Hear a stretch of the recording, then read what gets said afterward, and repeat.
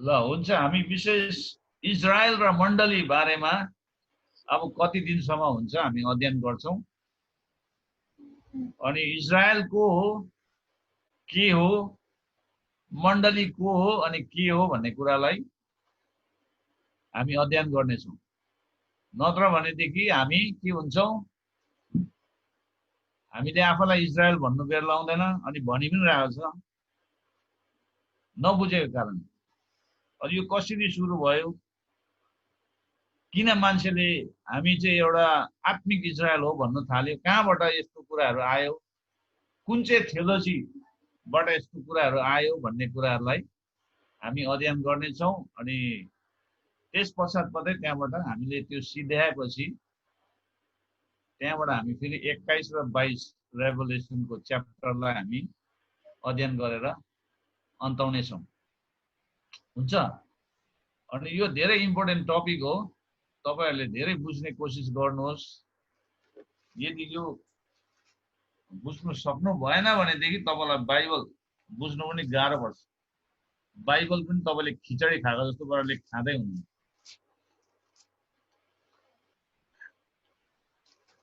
कतिलाई त खिचडी मन पर्छ होला नि, खाएको छ त्यसरी नै है।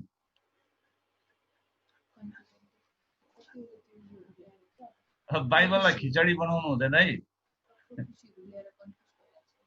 अनि आज धेरै मान्छेहरूको प्रश्न छ के हामीले इजरायलीहरूले गर्दै गरेको कुरा हामीले पनि गर्दा हुन्छ, पास्टर बाउ भन्दै गरेको हुन्छ अघि, त्यो नबुझेर। त्यसले गर्दा हामीले एकदमै यो कुरालाई बुझ्नु एकदमै के छ, अनिवार्य छ। हुन्छ। विशेष आज हामी के हेर्छौं भनेदेखि इजरायलको अस्तित्व, ओरिजिन, उत्पत्ति कहाँबाट भयो, अनि इतिहास के हो, अनि नियति, डेस्टिनी के हो इजरायलको। अनि इजरायललाई चाहिँ परमेश्वरले हेर्नु हुँदा के भन्नुहुन्छ, इजरायललाई देख्ने बित्तिकै परमेश्वरले एउटा नाम दिएको छ, माई पिपल भनेर एउटा नाम दिएको छ। इजरायल इज माई पिपल, मेरो मानिसहरू। बाइबलमा हेर्यो भने इजरायललाई माई पिपल भनेको छ है। मेरो मानिसलाई छोडिदेऊ, कहाँबाट, मिश्र देशबाट हैन, फारोलाई। लेट माई पिपल गो, मेरो मानिसहरूलाई जान देऊ। परमेश्वरले माई पिपल भन्नुभएको छ इजरायललाई। तर चर्चलाई के भन्नुभएको छ, चर्चलाई माई पिपल भन्नुभएको छ। चर्चलाई के भन्नुभएको छ, मेरो शरीर, मेरो शरीर। चर्च चाहिँ के हो, येशूको शरीर। इजरायली चाहिँ के हो, येशूको मानिसहरू, चुनिएको मानिसहरू। कतिजनाले प्रभु के अरे कसैको इजरायल चाहिँ चुनेको मानिस हो भने हामी चाहिँ के हो भन्ने प्रश्न पनि गर्छ। हामी चाहिँ चुनेको मानिस होइन भन्छ। हामी चाहिँ चुनेको मानिस भन्दा पनि अझै माथि, अझै घनिष्ठता, अझै गहिरो। मण्डली चाहिँ के अरे, मण्डली चाहिँ येशूको शरीर। अब कुरा सिद्धिहाल्यो नि। अब येशूको शरीर भएपछि चाहिँ येशूको मानिसहरूले गर्दै गरेको चाडहरूलाई येशूको शरीरले मान्नुपर्छ कि पर्दैन भन्ने कुरा चाहिँ अब तपाईँ आफैले नै विचार गर्नुहोस्। तपाईँले आफूलाई कहाँ राख्नु भएको छ, येशूको मानिसमा राख्नु भएको छ कि येशूको शरीरमा राख्नु भएको छ। तपाईँले आफूलाई येशूको शरीरमा हेर्नुहुन्छ कि येशूको मानिसको रूपमा हेर्नुहुन्छ, एकदमै बुझ्नुपर्छ है। अनि इजरायलको अस्तित्व, ओरिजिन लाई हामीले अध्ययन गर्नुपर्छ। तपाईलाई थाहा छ अहिले संसारमा सिस्टमेटिक थियोलोजी भन्ने एउटा पुस्तक निस्केको छ। त्यो धेरै नामी पुस्तक हो। मैले हाम्रो नेपाली लिडर्सहरूलाई कतिजनालाई मैले ल्याएर पनि मैले दिएको छु। यो तपाईँहरूकोमा छ कि छैन? हल्का छ, यसले टाउकोमा लाग्यो भने मान्छे ठहरै हुन्छ। तपाईँहरूले बोक्नु त भएको छ। कतिजनाले बाकसमा हालेर राखेको होला, कतिले पढ्दै होला, कतिले कोही कोही बेला देख्दाखेरि झसङ झसङ हुन्छ होला, पढौँ पढौँ लाग्छ होला, तर पल्टाउँदाखेरि निन्द्रा लागेर लडिहाल्छ। किनभने सानो छ नि त यो, है। अनि सिस्टमेटिक थियोलोजीलाई चाहिँ सुव्यवस्थित धर्मशास्त्र भन्छ। ईश्वरशास्त्र। थियोलोजी भनेको चाहिँ परमेश्वरको बारेमा अध्ययन गरिने एउटा शास्त्र हो, ईश्वरशास्त्र। अनि यहाँनिर तपाईँले यो पुस्तकमा हेर्नुभयो भने यो पुस्तकमा धेरैवटाको सिद्धान्तहरू छ, धेरैवटाको सिद्धान्तहरू छ। तपाईँकोमा छैन भने पछि अब लकडाउन खोल्यो भने म नेपालबाट मगाइदिन्छु तपाईँहरूलाई, कोकोला चाहिएको छ। तर निकै एउटा नै झन्डै 1.5 किलोको छ र 10वटा ल्याए भने 15 किलो भइहाल्छ। फ्लाइटमा त बोक्नु सकिँदैन, ट्रेनमै आउँदा ल्याउनुपर्छ होला। तर कसैकोमा छ भने तपाईँले मागेर पढ्ने कोसिस गर्नुहोस्। अनि यो पुस्तकको सूचीमा तपाईँले हेर्नुभयो भने एउटा सब्जेक्ट यहाँ पनि मिसिङ छ, तपाईँले यो पुस्तकको सूचीमा हेर्नुभयो भने तपाईँले परमेश्वरको वचन, बाइबल, बिब्लियोग्राफी, बाइबल, परमेश्वरको वचन सम्बन्धी धर्म सिद्धान्तको बारेमा भेट्नुहुन्छ, परमेश्वरको गुणको बारेमा, उहाँको अस्तित्वको बारेमा भेट्नुहुन्छ, थियोलोजी अफ गडको बारेमा भेट्नुहुन्छ, क्रिस्टोलोजी, ख्रिस्टका धर्म सिद्धान्तको बारेमा भेट्नुहुन्छ, होली स्पिरिट, न्युमेटोलोजी भनेको चाहिँ पवित्र आत्माको बारेमा स्टडी, धर्म सिद्धान्त, एन्जेलोजी भनेको चाहिँ एकदमै स्वर्गदूतहरू बारेमा अध्ययन गर्ने धर्म सिद्धान्त त्यहाँ छ, एन्जलको बारेमा। एन्थ्रोपोलोजी भन्ने चाहिँ मानिसको बारेमा सिद्धान्तहरू छ। सोटेरियोलोजी भनेको चाहिँ सल्भेसन, उद्धारको बारेमा, मुक्तिको बारेमा त्यहाँनिर धर्म सिद्धान्त छ। एक्लिसियोलोजी भनेको चाहिँ मण्डलीको बारेमा धर्म सिद्धान्तहरू पाइन्छ त्यहाँ यस पुस्तकमा। एस्केटोलोजी भनेको चाहिँ अन्तिम दिनको बारेमा धर्म सिद्धान्तहरू पाउन सक्नुहुन्छ। त्योभन्दा अझै ज्यादा विषयहरू पनि छ यो पुस्तकमा, तर एउटा मिसिङ छ। अनि अहिले भर्खरकै 21औं शताब्दीको एकजना विद्वानले, बाइबल स्कलरले यो पुस्तकमा यो सिस्टमेटिक थियोलोजीमा चाहिँ एउटा प्रमुख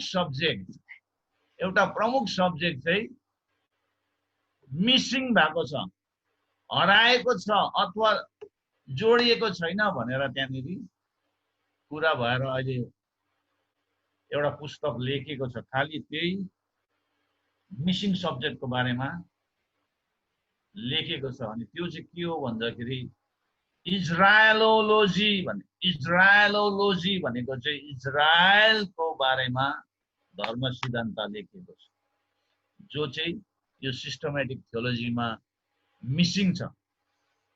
बुझ्नु हुँदैछ?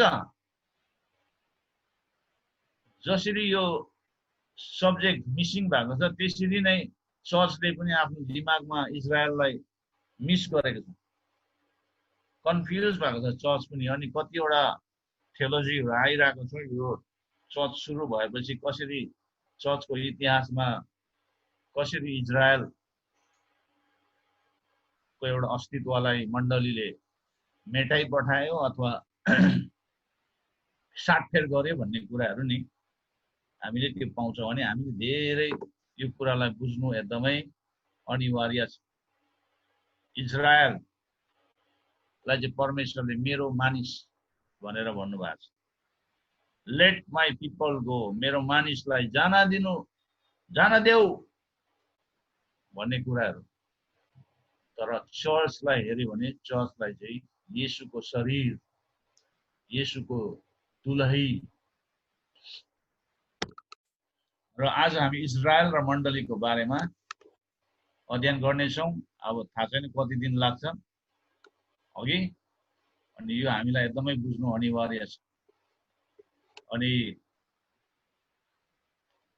इजरायलको ओरिजिन, मिसन र डेस्टिनी, नियति चाहिँ के हो भन्ने कुरालाई बुझ्नु एकदमै इम्पोर्टेन्ट छ। अनि दानियलले 70 हप्ताको कुरा गरेको छ, त्यसको बारेमा पनि हामीले बुझ्नुपर्छ, 70 विक्स। अनि पाउलले 3वटा जातिको बारेमा त्यहाँनिर बोलेको छ, त्यसलाई ट्राइकोटोमी भन्छ। ट्राइकोटोमी भनेको एउटा 3 प्रकारको एउटा झुण्ड अथवा एउटा मानिसहरू जसको बारेमा पाउलले लेखेको छ। इजरायलको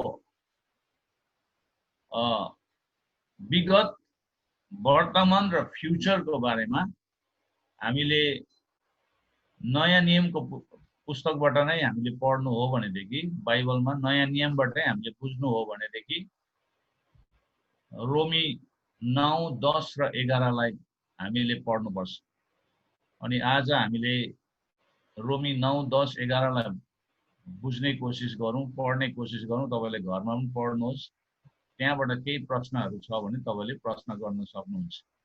अनि इजरायलको उद्देश्य के हो, अनि पछि आएर इजरायलको भूमिका के हुनेछ, अनि इजरायलले कुन स्तर पाउनेछ भन्ने कुरालाई हामीले पढ्न सकिन्छ। अनि येशू स्वयंले पनि इजरायलको बारेमा धेरै कुराहरू गर्नुभएको छ। अनि बाइबलमा झन्डै 6 भागमा झन्डै 4 भाग जति त बाइबलको इजरायल सम्बन्धी नै छ, इजरायल सम्बन्धी नै छ। अनि इजरायललाई चाहिँ सुरुदेखि नै संसारले आक्रमण गरेकै हो, दुश्मनले। चर्च कहिले जन्मियो अनि चर्च कहाँदेखि सुरु भयो भन्ने कुरा हामीले न्यू टेस्टामेन्टमा पाउँछ। अघि चर्चको जन्म कहिले भयो भनेर तपाईँलाई प्रश्न गर्यो भने कतिजनाले एन्सर दिइहाल्छ, पेन्टिकोस्टको दिनमा भनेर। अघि अनि पेन्टिकोस्टको दिन भनेपछि त्यो एउटा फिस्ट अफ इजरायल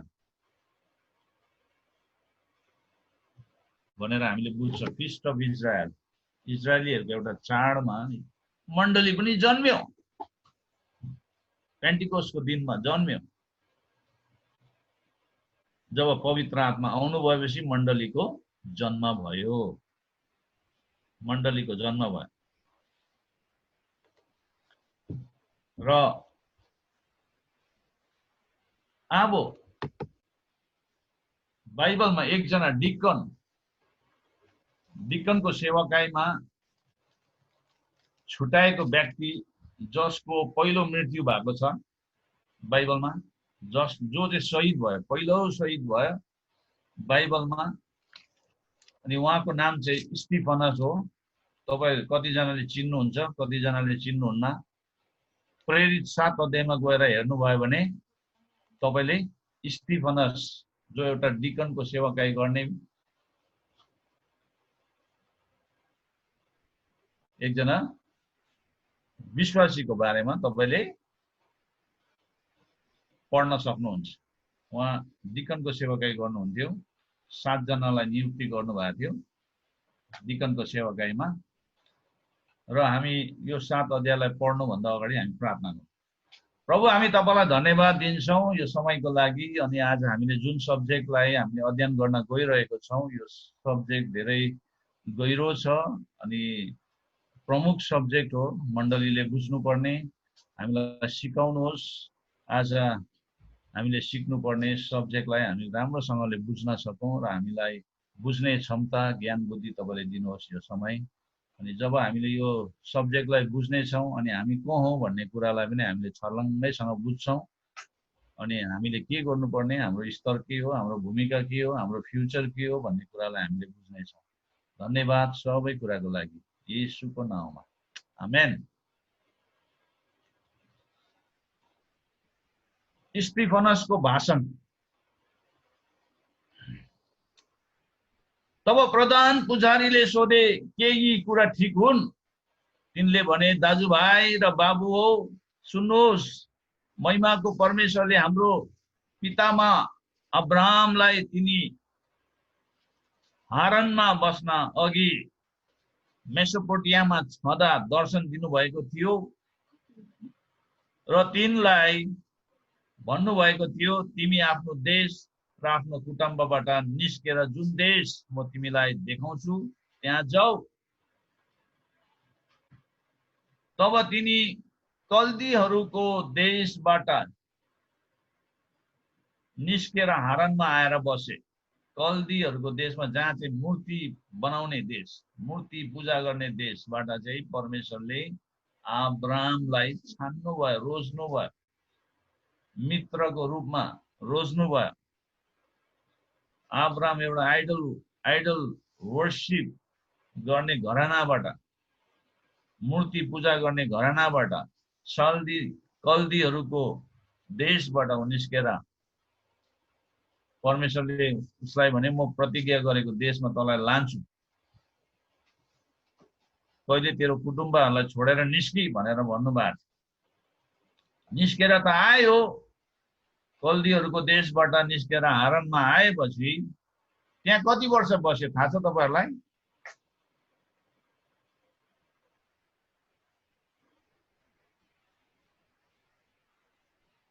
अब्राहमले त्यहाँ पनि आफ्नो बाउको कारण परमेश्वरको बुलाहाटलाई इम्पोर्टेन्स नदिएको जस्तो गरेको छ। अनि हारानमा आएपछि 25 वर्ष बस्यो त्यहाँ। 25 वर्ष 25 वर्ष बसेपछि उसको बाबु मरेपछि मात्रै त्यहाँबाट उसले फेरि परमेश्वरको आज्ञालाई पालन गरेर ऊ प्रतिज्ञा गरेको देशतिर लाग्छ।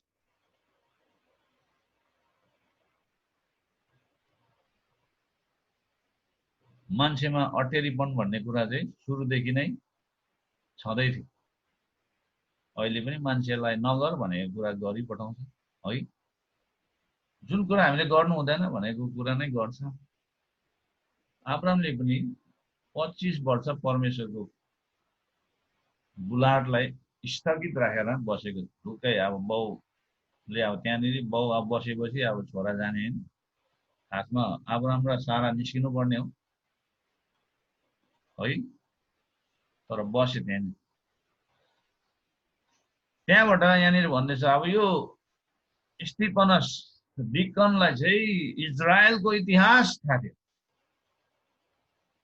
थाहा नभएको मान्छेहरूलाई पोजिसन दिँदैन नि, लिडरसिपमा कहाँ ल्याउँछ त्यसै हैन।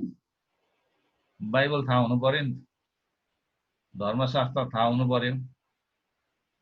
अनि स्टिफनसले जुन चाहिँ शिक्षा दिएको छ राइट थियोलोजी छ, उसको त्यो थियोलोजीमा मिस्टेक छैन। There is no mistake in his preaching. उसको प्रिचिङमा मिस्टेक पनि छैन, उसको थियोलोजीमा पनि मिस्टेक छैन। त्यहाँबाट के भनेछ, तिनका पिताको मृत्यु भएपछि परमेश्वरले तिनलाई त्यहाँबाट यस मुलुकमा सार्नुभयो भनेको चाहिँ यो ठाउँमा अहिले जहाँ हामी छौँ भनेको, जहाँ अहिले तपाईहरु बास गर्नुहुन्छ तिनलाई त्यस ठाउँमा जा तो परै जाओस्, पाइला राख्ने ठाउँसम्म पनि दिनु भएन। तर तिनको सन्तान नभए तापनि त्यो जायजात परमेश्वरले तिनको सन्तान दर सन्तानलाई निजी सम्पत्तिको रूपमा दिने प्रतिज्ञा गर्नुभयो। अब यहाँ बुझ्नुहोस् है, प्रतिज्ञा, त्यो प्रतिज्ञा अब्राहमको सन्तानलाई दिने भयो। अब त्यो प्रतिज्ञा चाहिँ हामीले बुझ्नु हो भने चाहिँ एउटा अब्राहमिक कभनान्ट, अब्राहमसँग बाँधेको प्रतिज्ञा चाहिँ परमेश्वरले बिर्सिनु भएको छैन। परमेश्वरले उहाँले दिनुभएको प्रतिज्ञा उहाँले बिर्सिनुहुन्न, तर मान्छेले दिएको प्रतिज्ञा चाहिँ बिर्सिन्छ। मान्छेलाई चाहिँ बिर्सिने रोग लागेको छ। कतिपल्ट त जानी जानी पनि बिर्सी पठाउँछ, कतिपल्ट चाहिँ साँच्चीकै बिर्सिन्छ, तर कतिले चाहिँ जानी जानी बिर्सिन्छ। अब पुरा गर्नु सकेन भने त बिर्सिनै पर्यो नि त, होइन? अनि त्यसले गर्दा प्रतिज्ञा गर्नुभन्दा अगाडि नै पहिला हामीले सोच्नुपर्छ पुरा गर्न सक्छ कि सक्दैन भनेर। नत्र भने चाहिँ मुख लुकाउँदै भाग्नुपर्छ। जसलाई प्रतिज्ञा दिएको छ त्यो मान्छे आउने बित्तिकै टाढो आउँदैछ भने भागिहाल्नु। प्रतिज्ञाले त्यसरी बाँध्छन् है। परमेश्वरले अब्राहमलाई दिनुभएको प्रतिज्ञा उहाँले बिर्सिनु भएको छैन। त्यहाँनिर भनेको छ अब्राहमसँग एउटा प्रतिज्ञा बाँधेको छ है। राम्रोसँग बुझ्नुहोस् है। त्यहाँ उहाँले के भन्नुभएको छ, परमेश्वरले तिनका सन्तान र दर सन्तानलाई निजी सम्पत्तिको रूपमा दिने प्रतिज्ञा गर्नुभयो। परमेश्वरले यसरी भन्नुभयो, तेरो सन्तान अर्काको मुलुकमा गएर बस्नु पर्नेछ र उनीहरूले तिनीहरूलाई कमारा तुलाएर 400 वर्षसम्म थिचोमिचो गरी राख्नेछन्। मिश्र देशमा 430 वर्ष लगेर त्यहाँ राख्यो, कमारा भएर बस्नु पर्यो। कसलाई भनेको? इजरायलीलाई। अनि यहाँनिर भन्दैछ परमेश्वरले भन्नुभयो, तर तिनीहरू जुन जातिका कमारा भएर बस्नेछन् त्यस जातिको इन्साफ म गर्नेछु, मिश्र देशको इन्साफ गर्नेछु भने। त्यसपछि तिनीहरू निस्किआएर यसै ठाउँमा मेरो आराधना गर्नेछन्, यही नै इजरायलमा। उहाँले तिनीसँग खतनाको करार बाँध्नुभयो। अब अब्राहम इसाकका पिता भएर 8औं दिनमा इसाकको खतना गरे र इसाक याकुबका पिता भए र याकुब 12 कुलको पिता भए भन्दैछ। अब इजरायलको एकदमै नक्सा त्यहाँनिर दिँदैछ, उसको भाषणमा इजरायलको इतिहासलाई त्यहाँनिर ल्याएर प्रस्तुत गर्दैछ। कसले? स्टिफनसले। र कुलपतिहरूले योसेफसँग डाह गरेर तिनलाई मिश्र देशमा बेचिदियो। अब यहाँ युसुफको कथा पनि जोडे त्यहाँबाट। त्यो पछि मिश्र देशमा बेचिदिए, तर परमेश्वर तिनीसँग हुनुहुन्थ्यो। कोसँग? युसुफसँग। परमेश्वरले प्रतिज्ञा गर्नुभएको उहाँको प्रतिज्ञा बिर्सिनु भएको थिएन, जसको कारण परमेश्वर युसुफसँग हुनुहुन्थ्यो। परमेश्वरले तिनका सारा कष्टबाट छुटाएर मिश्र देशका राजा फारोको सामुने तिनलाई कृपा गर्नुभयो र बुद्धि दिनुभयो र फारोले तिनलाई मिश्र देश र उनका सारा घरको हाकिम तुलाए, प्राइम मिनिस्टर बनाए। त्यसपछि सारा मिश्र देश र कनानमा अनिकाल परेर ठुलो कष्ट भयो र हाम्रो पुर्खाहरूले अन्न पाएन। तर याकुबले मिश्र देशमा अन्न छ भन्ने कुरा सुनेर हाम्रो पुर्खाहरूलाई पहिलो पल्ट त्यहाँ पठाए। पहिलो पल्ट त्यहाँ जाँदाखेरि चिन्नु सकेन। पुर्खाहरूलाई पहिलो पल्ट त्यहाँ पठाए। अनि दोस्रो पटकको भेटमा युसुफले तिनका दाजुभाइहरूलाई आफ्नो परिचय दिए र योसेफको परिवार पनि फारो कहाँ जाहेर भयो। योसेफले आफ्नो बाबु याकुबलाई र आफ्नो जम्मै कुटुम्बलाई, जो 75 प्राणी थिए, उनी कहाँ डाकी पठाए। याकुब मिश्र देशमा गए र त्यही उनको देहान्त भयो, मृत्यु भयो र हाम्रो पुर्खाहरूको पनि त्यहाँ नै देहान्त भयो। त्यसपछि तिनीहरूको मृत शरीर शकेममा लगे र अब्राहमले शकेममा हमोरका छोराहरूबाट दाम तिरेर किनेको चिहानमा राखे। तर जब परमेश्वरले अब्राहमलाई गर्नुभएको करार पूरा हुने समय नजिक आयो, तब मिस्र देशमा ती मानिसहरू बढ्न लागे र तिनीहरूको संख्यामा वृद्धि भयो। तब मिस्र देशमा योसेफलाई नचिन्ने अर्को राजा खडा भए। उनले हाम्रो जातिसँग धूर्तताको व्यवहार गरे र हाम्रो पुर्खाहरूलाई तिनका शिशुहरू बाहिर ल्याएर राख्न कर लाउँथे र यसरी भर्खर जन्मेको सबै शिशुहरू मर्थे भन्छ। यसै बेला मूसाको जन्म भयो। अब युसुफदेखि त्यहाँबाट मूसाको बारेमा मूसालाई टच गरे। अब उनीहरूको पुर्खाको बारेमा बताउँदैछ। यसै बेला मूसाको जन्म भयो। तिनी परमेश्वरको दृष्टिमा सुन्दर थिए। तिनी 3 महिनासम्म आफ्ना पिताको घरमा पालिए। तिनी बाहिर फालिएपछि फारोकी छोरीले तिनलाई उठाएर लगिन् र आफ्नै छोरा तुल्याएर पालिन्। मूसालाई मिस्रीहरूको सारा विद्यामा शिक्षा दिन्थ्यो र मूसा आफ्नो वचन र काममा शक्तिशाली भए। जब तिनी 40 वर्षको भए, तब आफ्नो इजरायली दाजुभाइहरूलाई भेट गर्ने इच्छा तिनको हृदयमा उठ्यो। कसलाई भेट गर्ने अरे? इजरायली दाजुभाइ। मूसाले चिन्यो मेरो दाजुभाइ चाहिँ मिस्रीहरू होइन, मेरो दाजुभाइहरू चाहिँ इजरायलीहरू हो, जो चाहिँ मिस्र देशमा कमारा भएर बसेको थियो त्यो समयमा। अनि उसले 40 वर्ष पुगेपछि उसले के गर्यो? आफ्नो दाजुभाइहरूलाई भेट्ने उसले इच्छा गर्यो। अनि त्यो इच्छा चाहिँ उनको हृदयमा उठ्यो भन्दैछ। हृदयमा उठ्यो। आफ्ना जात भाइ मध्ये एकजनामाथि अन्याय भइरहेको देखेर तिनले त्यसलाई रक्षा गरे र त्यस अन्याय गर्ने मिस्रीलाई मारी आफ्नो भाइमाथि भएको अत्याचारको बदला लिए। परमेश्वरले मेरो हातबाट तिनीहरूको उद्धार गर्नुहुन्छ भन्ने मेरो भाइ बन्धुले बुझ्लान् भन्ने तिनले विचार गरेका थिए, तर तिनीहरूले सो बुझेन।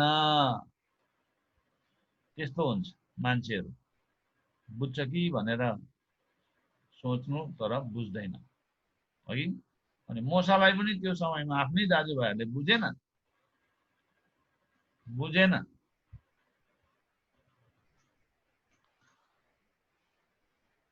भोलिपल्ट तिनीहरूले नै आपसमा झगडा गरिरहेको बेलामा तिनी आए र तिनीहरूलाई मिलाउने कोसिस गरेर भने, मानिस हो, तिमीहरू त दाजुभाइ हो, तब किन एउटाले अर्कालाई अन्याय गर्छौ? तर आफ्नो छिमेकी माथि अन्याय गर्नेले तिनलाई यसो भनेर घचेटी दियो, हामी माथि हाकिम र न्यायकर्ता हुन तिमीलाई कसले नियुक्त गरे? हिजो त्यस मिस्रीलाई मारे जस्तो तिमी मलाई पनि मार्न चाहन्छौ? यस्तो जवाब सुनेर मूसा भागेर मिद्यान देशमा गई प्रवासी भए। त्यहाँ तिनका 2 छोराहरू जन्मे। अब इजरायलीहरूले त्यो प्रकारको कुरा गर्नु थाले भने 1 कान 2 कान मैदान भयो भने त फेरि मूसालाई त त्यहाँ त फेरि मृत्युदण्ड दिन्छ भन्ने प्रकारको त्यो डर आएपछि चाहिँ मूसा भाग्यो। आफ्नै दाजुभाइहरूले बुझेन। जसरी येशूलाई पनि आफ्नो दाजुभाइहरूले बुझेन, चिनेन। युसुफलाई पनि आफ्नै दाजुभाइहरूले चिनेन, मूसालाई पनि चिनेन। दुःख लाग्दो कुरा। मूसाको बारेमा यहाँनिर कुरा भयो। 40 वर्ष बितेपछि सिनै पर्वतको उजाड स्थानमा जलिरहेको पत्थरको ज्वालामा एउटा स्वर्गदूत तिनी कहाँ देखा परे। जब मूसाले यो देखे तब तिनी यस दर्शनले छक्क परे र त्यो हेर्नलाई नजिक जाँदा परमप्रभुको यस्तो वाणी भयो, म तिम्रा पुर्खाहरूको परमेश्वर हुँ, परमेश्वरले कसरी इन्ट्रोड्युस गर्नु हुँदैछ? म चाहिँ के हो? तिमीहरूको पुर्खाको परमेश्वर, तिमीहरूको पुर्खाको परमेश्वर हुँ। अब्राहम, इसाक र याकुबका परमेश्वर। मोसा काम्न लागे र तिनले त्यतातिर हेर्नेसम्म आँट गरेनन् भन्नु। तब परमप्रभुले तिनलाई भन्नुभयो, तिम्रो खुट्टाको जुत्ता फुकाल, किनकि जुन स्थानमा तिमी खडा छौ त्यो पवित्र स्थान हो। मिश्रमा भएको मेरो प्रजाको दुर्दशा मैले देखेँ र यहाँनिर के भन्नु हुँदैछ? परमेश्वरले इजरायललाई के भन्नु हुँदैछ? मिश्रमा भएको मेरो प्रजा, my people, my people. Israel चाहिँ परमेश्वरको के हो? प्रजा, मेरो प्रजा, मेरो प्रजाको दुर्दशा मैले देखेँ। परमेश्वरले के भन्नुहुन्छ? मिश्रमा भएको मेरो प्रजाको दुर्दशा मैले देखेँ र तिनीहरूको बिलाउन पनि मैले सुने। तिनीहरूलाई छुटकारा दिन म ओर्ली आएको छु। अब आऊ, म तिमीलाई मिश्र देशमा पठाउने छु भनेर मोसालाई मिसन दिनुहुन्छ। अनि यो मिसन मोसालाई दिनु हुँदा मोसा कति वर्षको थियो भन्दाखेरि 80 वर्ष।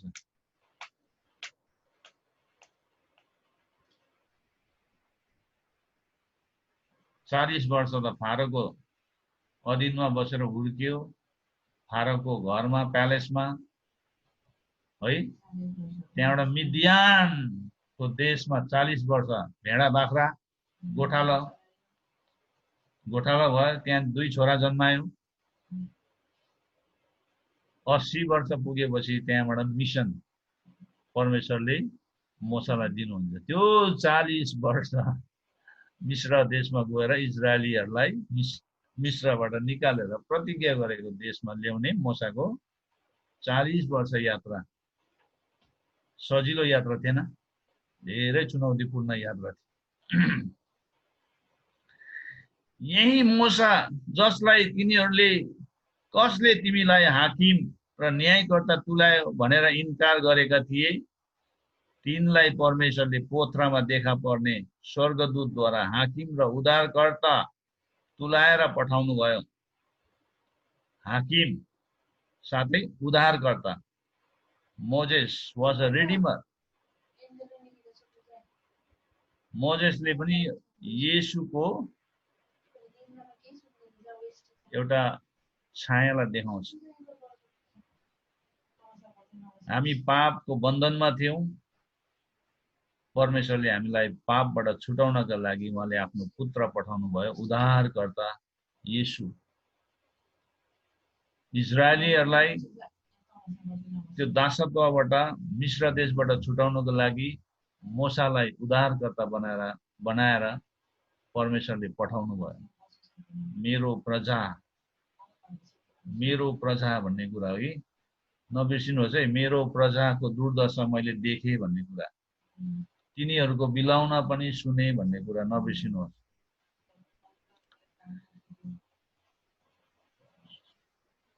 त्यहाँबाट 36 मा भन्छ, यिनै मानिसले मिश्र देशमा लाल समुद्रमा र 40 वर्षभरि उजाड स्थानमा उद्योगको काम र चिनाहरू गरिकन तिनीहरूलाई बाहिर ल्याए। यिनै मानिसले मिश्र देशबाट लाल समुद्रमा र 40 वर्षभरि उजाड स्थानमा उद्योगको काम र चिनाहरू गरिकन तिनीहरूलाई बाहिर ल्याए। कसले? मोसाले। ती तिनै मोसा हुन् भनेर भन्दैछ यहाँनिर। ती तिनै मोसा हुन् जसले इजरायलीहरूलाई भनेका थिए, परमेश्वरले मलाई खडा गर्नु भए जस्तै तिमीहरूको दाजुभाइहरू मध्येबाट तिमीहरूको निम्ति एउटा अगमवक्ता खडा गर्नुहुनेछ। यही मोसाले भनेको भनेर भन्दैछ। तिनै मोसा हुन् जसले इजरायलीहरूलाई भनेका थिए, परमेश्वरले मलाई खडा गर्नु भए जस्तै तिमीहरूको दाजुभाइहरू मध्येबाट तिमीहरूको निम्ति एउटा अगमवक्ता खडा गर्नुहुनेछ। यी तिनै मूसा हुन् जो उजाड स्थानमा भएको समुदायमा स्वर्गदूतसँग थिए, जुन स्वर्गदूतले सिनै पर्वतमा र हाम्रो पुर्खाहरूसँग बोलेका थिए, र तिनैले हामीलाई दिनका निम्ति जीवित वाणीहरू पाएका थिए। हाम्रो पुर्खाहरूले तिनको आज्ञा पालन गर्न इन्कार गरे। तिनीहरूले तिनलाई पन्छाएर मिश्र देशैमा फर्केर जाने मन गरे। इजरायलीहरूले बीचमा समस्या देखेपछि उनीहरू फेरि फर्केर जाने इच्छा गरे। यहाँ पुरै यहाँ प्रस्थानको पुस्तकको बारेमा पुरै त्यहाँ हुँदैछ कुरा। तिनीहरूले हारूनलाई यसो भने, हाम्रो अघि अघि लाग्ने कोही देवताहरू हाम्रो निम्ति बनाइदिनुहोस्, किनकि हामीलाई मिश्र देशबाट निकालेर ल्याउने यी मोसालाई के कसो भयो हामी जान्दैनौँ। मोसा 40 दिनसम्म हराएको थियो नि त माथि, परमेश्वरसँग समय बिताउनु गएको। 40 दिन मान्छेले वेट गर्न सकेन, तर उनीहरूलाई 430 वर्षसम्म मिश्रहरूले लिपि पिति पार्दा उनीहरूलाई केही थिएन है, तर 40 दिन पनि पर्खिन सकेन। 40 दिन वेट गर्नु नसक्दाखेरि तिनीहरूले के बनाए? सुनको बाछो होइन। परमेश्वरलाई पनि यो मान्छेहरूको बेहोरा देख्दा त झनक झनक माया लाग्यो होला त्यतिखेर। म भए त साइ सुई पारिदिन्थ्यो जस्तो लाग्छ। मान्छेको चाहिँ त्यस्तो हुन्छ क्या। तर परमेश्वरको धैर्य धारण, आमा उहाँको धैर्य चाहिँ कति चाहिँ वी क्यानट एक्सप्लेन। यदि तपाईँ चाहिँ परमेश्वरको ठाउँमा भएको भए यो इजरायलीहरूलाई भुस बनाइदिन्थ्यो होला।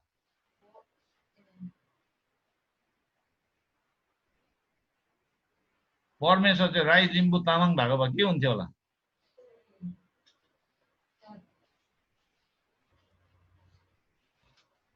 इजरायलीको नाम निशानै हुने थिएन होला। तर परमेश्वरले सारा जातिका परमेश्वर हुनुहुन्छ। आमेन। कोही कोही बेला त है परमेश्वरले पनि आमामा कति धैर्य धारण गरी बस्नु भयो भन्ने कुरा नि, उहाँको धैर्य धारणको बारेमा नि सहनु भयो भन्ने कुरालाई नि बुझ्ने कोसिस गरे भने अचम्म लाग्छ।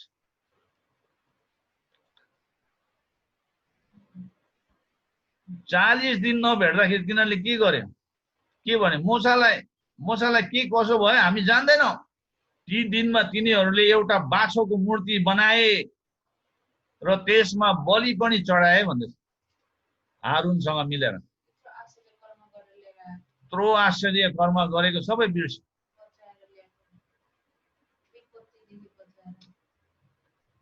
तिनीहरूकै अगाडि लाल समुद्र 2 भाग भएको सब बिर्स्यो। विपत्तिबाट बचाएको परमेश्वरले पासओभरको टाइममा, निस्तर चाडको समयमा महामारीद्वारा के अरे मिश्र देशलाई हमला गर्नु हुँदा तिनीहरू पनि मिश्र देशमै थियो, तर तिनीहरू सबै बाँचे। त्यो सबै देखेर पनि यो मान्छेहरूले नबुझेको। मान्छे चाहिँ त्यस्तो हुँदो रहेछ। मान्छेको एउटा क्यारेक्टर, चरित्र यहाँ देखिँदैछ। ती दिनमा तिनीहरूले एउटा बाछोको मूर्ति बनाएर त्यसमा बलि पनि चढाए र आफ्नो हातको काममा खुसी मनाए भन्ने। आफ्नो हातको काममा चाहिँ उनीहरूले खुसी मनाए। Very sad. तर परमेश्वरले तिनीहरूलाई तिरस्कार गर्नुभयो र तिनीहरूलाई आकाशका तारामण्डलको उपासना गर्न छोडिदिनु भयो, जस्तो अगमवक्ताहरूको पुस्तकमा लेखेको छ। तर परमेश्वरले तिनीहरूलाई तिरस्कार गर्नुभयो भनेछ र तिनीहरूलाई आकाशका तारामण्डलको उपासना गर्न छोडिदिनु भयो, जस्तो अगमवक्ताहरूको पुस्तकमा लेखिएको छ। इजरायलका मानिस हो, के तिमीहरूले 40 वर्षसम्म उजाड स्थानमा मलाई पशु बलि र भेटीहरू चढायौ? तिमीहरूले मोलोक तम्बु र रेफन देवताको तारा र तिमीहरूले पुज्नलाई बनाएको मूर्तिहरू उठाइलग्यौ। अब म तिमीहरूलाई बेबिलोनदेखि पारी निर्वासित गर्नेछु। परमेश्वरले प्लान बनाउनु भयो फेरि 70 वर्षको क्याप्टिभिटीको लागि, इजरायललाई अझै पाठ सिकाउनको लागि 70 वर्ष बेबिलोनको बन्दीमा, बेबिलोनको हातमा सुम्पिदिने परमेश्वरले योजना बनाउनु। उजार स्थानमा हाम्रो पुर्खाहरूको गवाईको मण्डप थियो। मोसाले देखेको नमुना बमोजिम ट्याबर्नेकलको बारेमा, नमुना बमोजिम परमेश्वरको आदेश अनुसार यो बनिएको थियो। हाम्रो पुर्खाहरूले पनि तिनीहरूको पालोमा अन्य जातिहरूको देश अधिकारमा ल्याउँदा यहोशूको साथमा त्यो तम्बु ल्याए। दाउदको पालो समेत त्यो त्यही रह्यो। तिनले परमेश्वरको निगाह पाए र याकुबका परमेश्वरको निम्ति एउटा वासस्थान बनाउने अनुमति मागे। तर उहाँको निम्ति भवन चाहिँ सोलोमनले बनाए। यति समराइज भर्जनमा यहाँ एक्सप्लेन गरिदिनु भएको छ स्टिफनसले। तर हातले बनाएको भवनहरूमा परमेश्वर वास गर्नुहुन्न, जस्तो अगमवक्ताले भनेका छन्, मेरो सिंहासन स्वर्ग हो र पृथ्वी मेरो खुट्टाको पाउदान। तिमीहरूले मेरो निम्ति कस्तो भवन बनाउने हो? परम प्रभु भन्नुहुन्छ, मेरो विश्रामको ठाउँ कुन हो? के यो सबै थोक मेरै हातले बनाएको होइनन् र? हे हठी मानिसहरू हो, कठोर हृदय र बहिरा कान भएको हो, तपाईहरू सधैँ पवित्र आत्माको विरोध गर्नुहुन्छ। तपाईहरूको पुर्खाले जस्तो गरे तपाईहरू पनि त्यस्तै गर्नुहुन्छ। अगमवक्ताहरू मध्ये कुन चाहिँलाई तपाईहरूको पुर्खाहरूले सताएनन्? उनीहरूले धार्मिक जनको आगमन अघिबाटै घोषणा गर्नेहरू सबैको हत्या गरे। उहाँलाई तपाईहरूले विश्वासघात गर्नुभयो र उहाँको हत्या गर्नुभयो। ती सबैलाई मारे जसले ती धार्मिक जनको आउने समाचार अगाडिदेखि नै सुनाएका थिए। धार्मिक जन आउने, येशू आउने समाचार अगाडिदेखि नै सुनाए। यशायाले पनि सुनाए, मिकाले पनि सुनाए।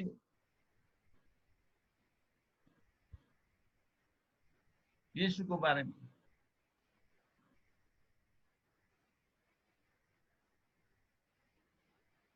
अगाडिदेखि नै सुनाएका थिए। अब तपाईहरू चाहिँ उहाँकै विश्वासघातक र ज्यानमारा हुनुभएको छ। स्वर्गदूतहरूले सुम्पेको व्यवस्था तपाईहरूले पाउनुभयो, तर त्यसको पालन गर्नु भएन भनेर त्यहाँबाट स्टिफनसले ल्याएर घुमफिर गरेर लासमा ल्याएर येशूलाई प्रस्तुत गरेको हामी त्यहाँ पाउँछौँ। त्यहाँबाट स्टिफनसको मृत्यु भनेछ। जब तिनीहरूले यी कुरा सुने तब तिनीहरू क्रोध भए, रिसले डाँडा खिच्न लागे भनेछ। तर तिनले चाहिँ पवित्र आत्माले भरिपूर्ण भइकन स्वर्गतिर एकटक लाएर हेरे र परमेश्वरको महिमा र येशूलाई परमेश्वरको दाहिनेपट्टि उभिरहनु भएको देखे र तिनले भने, हेर स्वर्ग उग्रेको छ, उग्रेको म देख्छु र मानिसको पुत्रलाई परमेश्वरको दाहिनेपट्टि उभिरहनु भएको म देख्दछु। तर तिनीहरू उच्च स्वरले कराई उठे र आफ्ना आफ्ना कान थुने र तिनीहरू एकसाथ तिनीमाथि झम्टे र तिनीहरूले तिनलाई शहर बाहिर निकाली लगे र तिनीमाथि ढुङ्गा बर्साएर साक्षीहरूले आफ्ना वस्त्रहरू साउल नाउँ भएको एउटा युवकका खुट्टानिर राखे। जसै तिनीहरू स्टिफनसमाथि ढुङ्गा हानिरहेका थिए, तिनले प्रार्थना गरे, हे प्रभु येशू, मेरो आत्मालाई ग्रहण गर्नुहोस्। तिनले घुँडा टेकेर ठुलो स्वरले कराएर भने, हे प्रभु, यो पापको दोष यिनीहरूलाई नलागोस्। यति भनेर तिनले प्राण त्याग गरे। जुन प्रार्थना येशूले क्रुसमा पनि गर्नुभएको। आमेन। स्तिफनसले एउटा इतिहास पल्टाइदियो इजरायलको। उसको थियोलोजीमा कुनै गलत कुराहरू छैन। It was perfect presentation. Perfect presentation प्रेरितको पुस्तकमा स्पष्ट गरिदिएको छ। 7 अध्यायमा लङ्गेस्ट च्याप्टर भनौँ न, यो लङ्गेस्ट च्याप्टर इतिहास छ इजरायलको। सुरु कसरी भयो भन्ने कुरालाई त्यहाँसम्म ल्याएर राखिदिएको छ। मान्छेहरूले आफ्नै इतिहासलाई सुनेर थाम्नु नसकेको, कान थुनेर दारा किटेको इजरायलीहरू चाहिँ त्यो हो। अनि यस्तो कुराहरू देख्दाखेरि चाहिँ त्यहाँबाट पछि एउटा यस्तो खालको झुन्डा निस्क्यो चर्चबाटै। अर्ली फादर्सहरू भन्छ नि, चर्च फादर्स। उनीहरूले एउटा थियोलोजी बनाए, ईश्वर शास्त्र बनाए, एउटा ईश्वर शास्त्र। त्यसलाई चाहिँ रिप्लेसमेन्ट थियोलोजी भन्छ।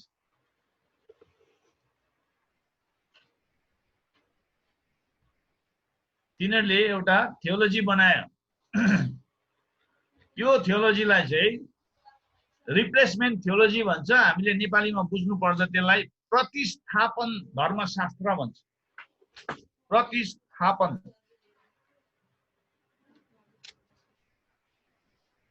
अनि जब रिप्लेसमेन्ट थियोलोजी जब सुरु भयो, त्यो शिक्षा सुरु भयो early church 2nd century 3rd सेन्चुरीतिर, झन्डै 1800 वर्षतिर, 1800 वर्ष अगाडि दोस्रो के अरे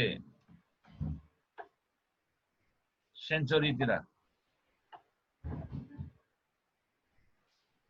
चर्च फादर्सहरू, त्यहाँ धेरै चर्च फादर्सहरू निस्क्यो जसद्वारा रिप्लेसमेन्ट थियोलोजी सुरु भयो। यो रिप्लेसमेन्ट थियोलोजीले चाहिँ प्रतिस्थापन धर्मशास्त्रले चाहिँ के सिकाउँछ भन्दाखेरि चाहिँ हामी मण्डली चाहिँ साँचो इजरायल हो, साँचो इजरायलीहरू चाहिँ हामी हो, हामी चाहिँ आत्मिक इजरायली चाहिँ हामीहरू हो, आत्माले चलाएको इजरायल। यो शारीरिक इजरायलीहरू चाहिँ के हो भन्दाखेरि यिनीहरू चाहिँ हत्याराहरू हो। यिनीहरूले हाम्रो येशूलाई, हाम्रो मसियालाई मारेको। यिनीहरूले चाहिँ हाम्रो मसियालाई मार्नेहरू यिनीहरू हो भनेर चाहिँ त्यहाँबाट रोमन क्याथोलिजमको समयमा क्रुसेडर्सहरू, धेरै डरलाग्दो क्रुसेडर्सहरू देखा परे, जसद्वारा यहुदीहरूलाई पक्रिँदै मार्न थाले। नानी समेत उनीहरूको सिनागो सभाघरहरू भत्काइदिने, जलाइदिने, यस्तो डरलाग्दो घटनाहरू भयो। पछि गएर हिटलरको समयमा, यो हाम्रै 1920औं शताब्दीकै कुराहरू, अन्तमा आएर चाहिँ हिटलरको समयमा त 60 लाख यहुदीहरूलाई ग्यास चेम्बरमा हालेर जलाएको। अनि यो इजरायल प्रति एउटा दुश्मनीको एउटा जुन चाहिँ भावना निस्केको, त्यो शब्दलाई चाहिँ इङ्ग्लिसमा एन्टिसेमिटिजम भन्छ। एन्टिसेमिटिजम भनेको चाहिँ इजरायलीको विरुद्धमा, यहुदीहरूको विरुद्धमा उठेको जोश। यहुदीहरूलाई चाहिँ मार्नुपर्छ, दुश्मनको भावना, इजरायली प्रति उठेको दुश्मनको भावना, त्यसलाई चाहिँ एन्टिसेमिटिजम भन्छ। त्यो चाहिँ सुरुकै मण्डलीहरूले नै गरेको, हाम्रो गल्ती होइन। सुरुकै मण्डलीहरूले, पाउल, प्रेरितहरू, यो 12 जना चेलाहरूको समय बितेर गएपछि पछि आउने जेनेरेसनको लिडर्सहरूले चाहिँ बिस्तारै इजरायली यहुदीहरूको विरुद्धमा उनीहरू खडा हुन थाल्यो। हाम्रो येशूलाई मार्नेहरू यिनीहरू हो, यिनीहरूलाई पनि मार्नुपर्छ। अब त्यहाँबाट त यो रिप्लेसमेन्ट थियोलोजीहरू निस्किन थाल्यो। एन्टिसिमेटिजमको स्पिरिट त्यहाँबाट सुरु भयो। त्यहाँ हुन त पहिलादेखि नै थियो, तर नयाँ करारको मण्डलीहरूमा पनि यो स्पिरिट आयो। एन्टिसेमिटिजम, डरलाग्दो, इजरायललाई मेटाउनु पर्छ भन्ने कुराहरू।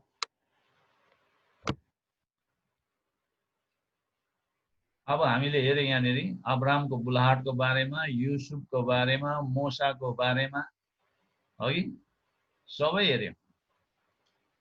प्रेरित 7 अध्यायमा ती मजाले स्पष्टसँग समराइज भर्जनमा त्यहाँनिर एक्सप्लेन गरिदिएको हामीले स्टिफनसले प्रस्तुत गरेको कुराहरू छ।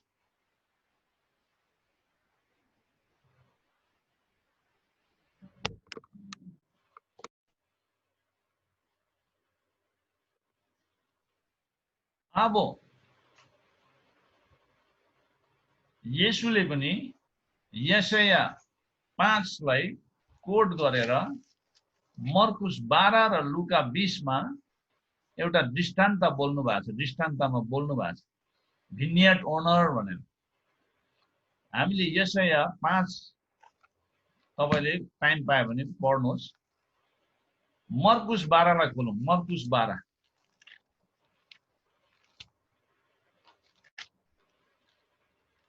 मर्कुस 12 दागबारीको दृष्टान्त। लुका 20 मा पनि छ। अनि यो दागबारीको दृष्टान्तलाई हामी पढौँ। उहाँले मर्कुस 12 को उहाँले येशूले तिनीहरूलाई दृष्टान्तहरूमा भन्न लाग्नुभयो, एकजना मानिसले दागबारी लगाएर त्यसको वरिपरि बार लगाए र कोलको निम्ति एउटा खाल्डो खने अनि एउटा मचान बनाएर तिनले दागबारी मोहीहरूलाई कमाउन दिए र आफू चाहिँ परदेश लागे। र फसलको समयमा तिनले एउटा नोकरलाई केही फलहरू र ती मोहीहरूबाट लिन पठाए। तर तिनीहरूले त्यसलाई पक्रेर पिटे र रित्तै हात पठाए। फेरि तिनले तिनीहरूका अर्को नोकरलाई पठाए, तर तिनीहरूले त्यसको टाउकोमा हिर्काए र त्यसको बेइज्जत गरे। अनि मालिकले अझै अर्कोलाई पठाए, तर त्यसलाई तिनीहरूले मारे र अरू धेरैलाई पनि पठाए, तर तिनीहरूले कसैलाई पिटे कसैलाई मारे। तिनको अब एकजना थियो, तिनको प्रिय पुत्र। अब यो प्रिय पुत्रले चाहिँ के देखाउँछ भन्दा येशू ख्रीष्ट। तिनीहरूले मेरो छोरालाई त आदर गर्लान् भनेर सबैभन्दा पछि तिनले उनैलाई तिनीहरू कहाँ पठाए। तर ती मोहीहरूले आपसमा भने, यो त उत्तराधिकारी हो, औ हामी यसलाई मारौँ र हक हाम्रो नै हुनेछ। अनि तिनीहरूले उनलाई पक्रेर मारे र दागबारीको बाहिर फ्याँकिदिए। तब दागबारीको मालिकले के गर्नेछन्? तिनी आउनेछन्, ती मोहीहरूलाई नाश गर्नेछन् र दागबारी अरूहरूलाई दिनेछन्। के तिमीहरूले धर्मशास्त्रको यो वचन पढेको छैनौ? जुन ढुङ्गालाई भवन निर्माण गर्नेहरूले रद्द गरे त्यो चाहिँ कुनाको शिर ढुङ्गा बन्यो।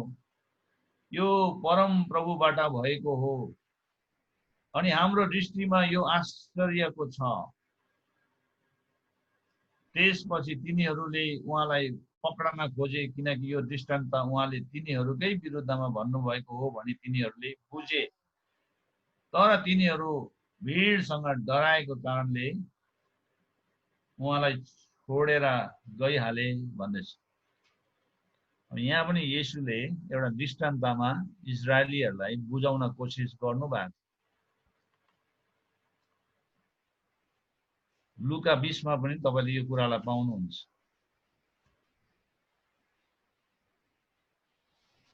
अनि त्यहाँनिर तपाईँले हेर्नुभयो भने जुन ढुङ्गालाई भवन निर्माण गर्नेहरूले रद्द गरे त्यही चाहिँ कुनाको शिर ढुङ्गा बन्ने भनेको चाहिँ चर्चको शिर ढुङ्गा चाहिँ येशू हुनुहुन्छ। आमेन। अब तपाईँले बाइबल त पढ्नु भएको छ। चर्च चाहिँ अब येशूले कुन दिन चर्चको बारेमा चाहिँ उहाँले निर्णय गर्नुभयो भन्नुहोस् त। उहाँ नमरिकन नै, उहाँको मृत्यु हुनुभन्दा अगाडि नै उहाँले चर्चको ओरिजिन, चर्चको उत्पत्तिको बारेमा चाहिँ येशूले बाइबलमा हेर्नुभयो नि, मत्तीको पुस्तकमा नि येशूले चर्चको बारेमा बोल्नु भएको छ। फर्स्ट शब्द तपाईँले बाइबलमा येशूले चर्च भनेर शब्द चलाउनु भएको छ।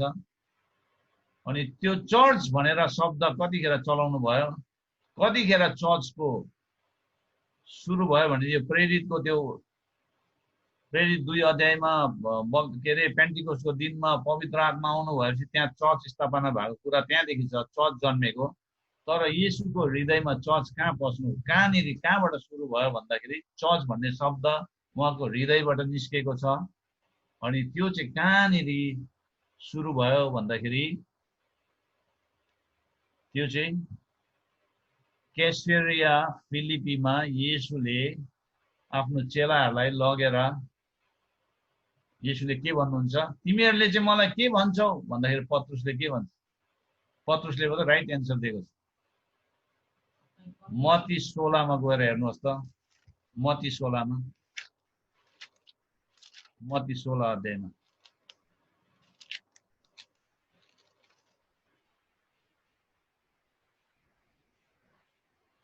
कतिजनाले भने 16 को 14 देखि भने हैन, कैसरिया फिलिपीको मुलुकमा आउनु भएपछि उहाँले आफ्नो चेलाहरूलाई सोध्नुभयो, मानिसहरूले मानिसको पुत्रलाई को भनी भन्छन्? तिनीहरूले जवाब दिए, कसैले बप्तिस्मा दिने योहन्ना, कसैले एलिया, कसैले यरेमिया वा अगमवक्ताहरू मध्येका कुनै एकजना हुन् भनी भन्छन्। उहाँले तिनीहरूलाई सोध्नुभयो, तिमीहरू के भन्छौ, म को हुँ? अनि सिमोन पत्रुसले जवाब दिए, तपाईँ ख्रीष्ट हुनुहुन्छ, जीवित परमेश्वरको पुत्र। येशूले तिनलाई भन्नुभयो, योनाको छोरो सिमोन, तिमी धन्यका हौ, किनभने मानिसबाट तिमीलाई यो प्रकट भएको होइन, तर स्वर्गमा हुनुहुने मेरो पिताले प्रकट गर्नुभएको हो।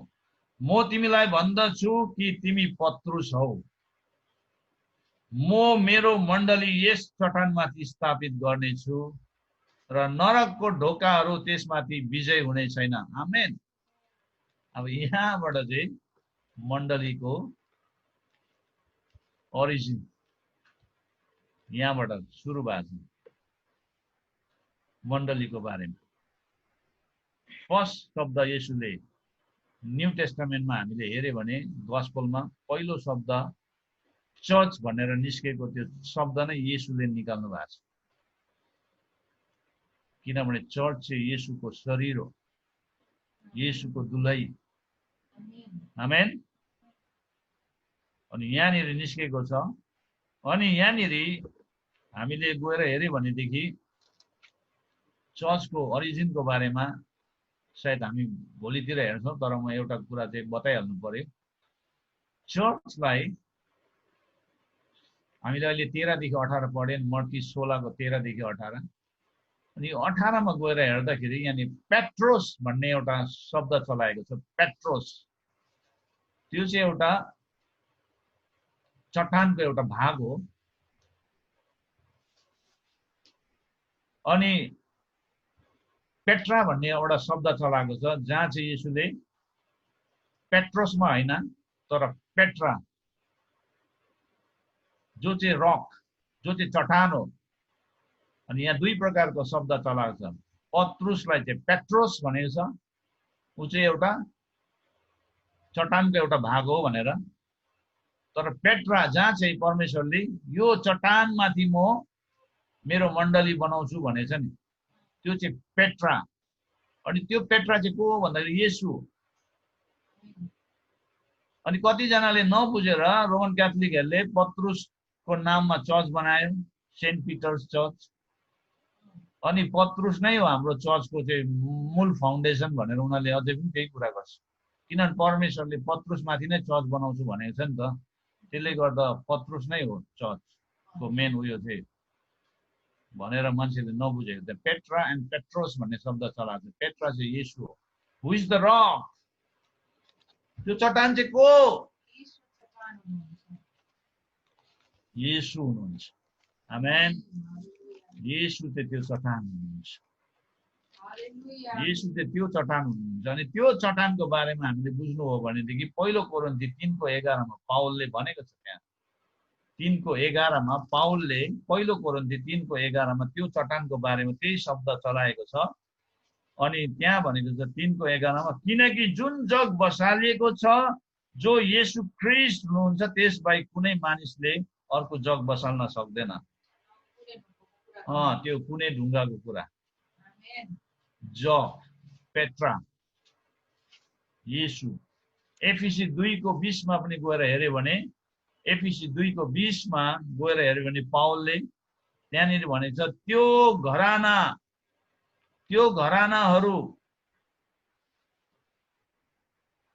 घराना प्रेरितहरू र अगमवक्ताहरूको जगमाथि बसालेर निर्माण भएको छ। चर्चको बारेमा भन्छ। र ख्रीष्ट येशू चाहिँ मुख्य कुनै ढुङ्गो हुनुहुन्छ भनेर पावलले त्यहाँनिर एफिसीको मण्डलीलाई भन्नुहुँदैछ। पहिलो कोरिन्थी 10:4 मा गएर हेर्यो भने, पहिलो कोरिन्थी 10:4 मा गएर हेर्यो भने त्यहाँनिर सबैले आत्मिक पानी पिए किनकि तिनीहरूको साथसाथै हिँड्ने आत्मिक चट्टानको पानी तिनीहरूले पिए। त्यो चट्टान चाहिँ ख्रीष्ट नै हुनुहुन्थ्यो भनेर त्यहाँनिर ख्रीष्टलाई पानीको चट्टान भनेर त्यहाँनिर भन्दैछ। त्यो आत्मिक चट्टानको पानी येशू ख्रीष्ट जीवनको पानी, अनि त्यो चट्टान चाहिँ ख्रीष्ट नै हुनुहुन्छ भन्ने कुरा त्यहाँनिर पावलले इजरायलको इतिहासबाट चेतावनी दिँदै गरेको हामी त्यहाँ पाउँछौँ। अनि पहिलो पत्रुसमा गएर हेर्यो भने, पहिलो पत्रुसमा गएर हेर्यो भने 2 अध्यायमा, पहिलो पत्रुसको 2 अध्यायमा गएर हेर्यो भने, पहिलो पत्रुस 2 अध्यायको 4 देखि 7 लाई पढ्यो भने, 4 देखि 7 मा पढ्यो भने त्यहाँ भन्छ, उहाँ कहाँ जाओ जो जीवित पत्थर हुनुहुन्छ। यहाँनिर पेट्रा भन्ने शब्द चलाएको छ। येशू ख्रीष्ट मानिसहरूबाट इन्कार हुनुभएको तर परमेश्वरको दृष्टिमा उहाँ चुनिएको र बहुमूल्य हुनुहुन्छ। तिमीहरू पनि येशू ख्रीष्टद्वारा परमेश्वरको दृष्टिमा ग्रहण योग्य आत्मिक बलिदान चढाउने पवित्र पुजारीगिरीको निम्ति जीवित पत्थरहरू झै आत्मिक घर बन्दै जाऊ भनेर चर्चको कुरा छ। यहाँ बिल्डिङ अ चर्च परमेश्वरले येशू स्वयंले नै भन्नुभयो, म चाहिँ के भन्नु, I will build my church. I भनेको चाहिँ ख्रीष्ट एलोन, येशू ख्रीष्ट बाहेक चर्च बनिँदैन। विल भनेको चाहिँ अब यहाँनिर येशूले भन्छ आई विल, भविष्यमा हुने कुरा है। आई विल भविष्यमा, अनि ठिक्कै पेन्टिकोस्टको दिनमा चर्च स्थापना भयो। I will build my church unto this rock, यो पेट्रा माथि। अनि पेट्रा चाहिँ को हो भन्दाखेरि Yeshu Khrishta. Who is the rock? Jesus. I Christ alone, I भन्नुको मतलब, म भन्नुको मतलब येशू ख्रीष्ट। विल भनेको भविष्यमा हुने, किनभने त्यो समयमा चर्च थिएन। Church did not exist. येशूको समयमा चर्च मण्डली नै थिएन। त्यही लागि येशूले के भन्नुहुन्छ, I will build my church, भविष्यमा हुने कुरा बारेमा बोल्नु भयो।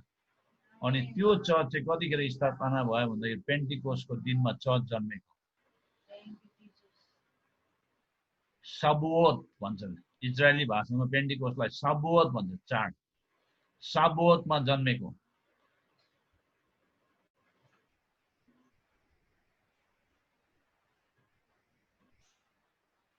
बिल्ड भन्ने कुरा छ। I will build. अब बिल्ड भन्नुको मतलब चाहिँ अ प्रोसेस, एउटा प्रणाली, एउटा प्रक्रिया, एउटा प्रोसेस, प्रणाली हो। Being build is the literal translation. त्यो चाहिँ अब हामीले एफिसी 2 को 20, हिब्रू 3 को 6 मा गएर हेर्यौँ, त्यो भविष्यमा बनिने कुरा हो नि। त्यो चाहिँ पेन्टिकोस्टको दिनमा बन्यो। माई चर्च, अब चर्च चाहिँ कसको हो? कुनै डिनोमिनेसनको होइन। चर्च चाहिँ कुनै मान्छेको होइन। चर्च चाहिँ कसको हो? येशूको। My church. अनि पावलले मण्डलीको बारेमा के भन्नुभएको छ? चर्च चाहिँ पहिलो कोरिन्थी 12 को 27 मा गएर हेर्यो भने चाहिँ येशूको शरीर भनिन्छ। आमेन। येशूको शरीर। अनि येशूको चर्च किन भयो? किन चाहिँ येशूको चर्च भन्नु पर्यो? ख्रिस्टको चर्च किन भन्नुभयो भन्दाखेरि प्रेरित 20 को 28 ले त्यसको एन्सरलाई राखिदिएको छ त्यहाँनिर। प्रेरित 20 को 28 मा पावलले भन्छ त्यहाँनिर। प्रेरित 20 को 28 मा गएर हेर्नुहोस्। 20 को 28 मा गएर तपाईले हेर्नु भने तपाईहरु आफ्नो निम्ति र आफ्नो समस्त बगलको निम्ति सावधान रहनुहोस्। पवित्र आत्माले तपाईहरुलाई बगलको जिम्मेवार बनाउनु भएको हुनाले उहाँले आफ्नै रगतले किन्नु भएको परमेश्वरको मण्डलीको हेरचाह तपाईहरु गर्नुहोस् भन्छ।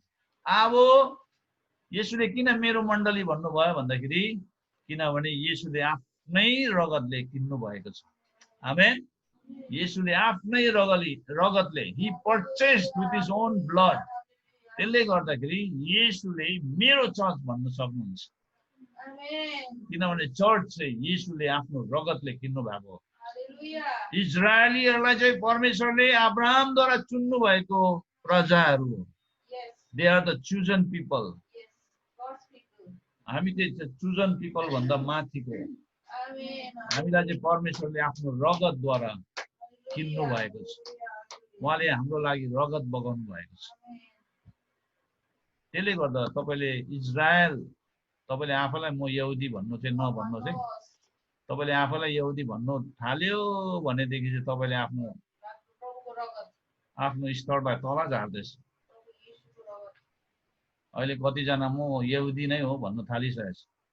त्यो झुटा शिक्षाहरू बढिरहेको छ। यहुदीको आफ्नै ठाउँ छ, मण्डलीको आफ्नै ठाउँ छ।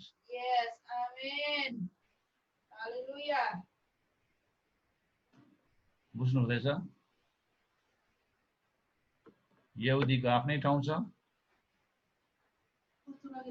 चर्चको आफ्नै ठाउँ छ।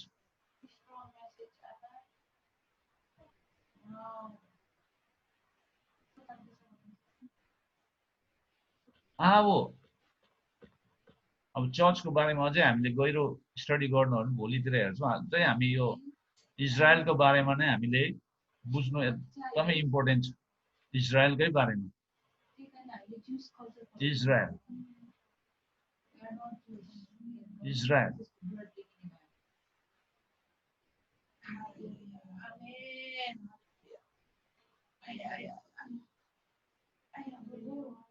अब इजरायलको कल्चरको बारेमा हेर्यो भनेदेखि पावलले गएर पछि गएर के भन्छ भनेदेखि यो चाड मनाउने कुराहरूमा कलसीको मण्डलीलाई आएर भन्छ यिनीहरू चाहिँ छायाहरू जस्तै हो, तर वास्तविकता चाहिँ रियालिटी चाहिँ क्राइस्ट हो, ख्रिस्ट हो भनेर कलसीको मण्डलीलाई भन्दछ। त्यो छायाहरूलाई पछ्याउनु चाहिँ किन? हामीले छायाहरूलाई पछ्याउनु भएन नि त। हामी त वास्तविकता ख्रिस्ट, हाम्रो वास्तविकता आवर रियालिटी इज क्राइस्ट। ख्रिस्ट नै हाम्रो रियालिटी हो भनेदेखि हामी किन चाहिँ त्यो चाडहरूमा मन लगाएर it is okay to have knowledge. परमेश्वरले चुन्नु भएको जातिहरूको कल्चरको बारेमा हामीलाई बुझ्नु एकदमै इम्पोर्टेन्ट छ। तर त्यो कल्चरभित्र आफूलाई हाल्नु चाहिँ त्यो चाहिँ मूर्खता हो। त्यो चाहिँ मूर्खता हो। त्यो चाहिँ मूर्खता हो। अब हामी चाहिँ इजरायलीद्वारा आशिषित हुन्छ, हामीले चाहिँ इजरायललाई ब्लेस गर्यो भनेदेखि चाहिँ चर्च आशिषित हुन्छ भने त्यो पनि गलत हो। चर्च त ख्रिस्टको रगतले पो आशिषित भएको।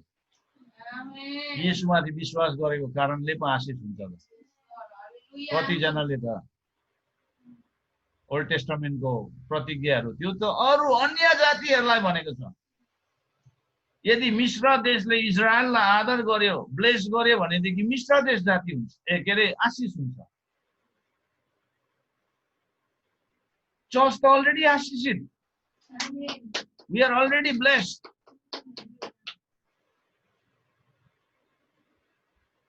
हामीले अलरेडी त्यो ठाउँ पाएको छ जुन ठाउँ उनीहरूले पाएको छैन। अब हामीले इजरायललाई ब्लेस गर्यो भने हामी आशिष हुन्छ अरे भनेर हैन सामको वचनहरू कोट गर्छ, भजन संग्रहको वचनहरू कोट गर्दै भन्छ हो परमेश्वरले नै भन्नु भएको छ अब्राहमलाई नै, I will bless to those who bless you, I will curse to those who curse you भनेछ नि त।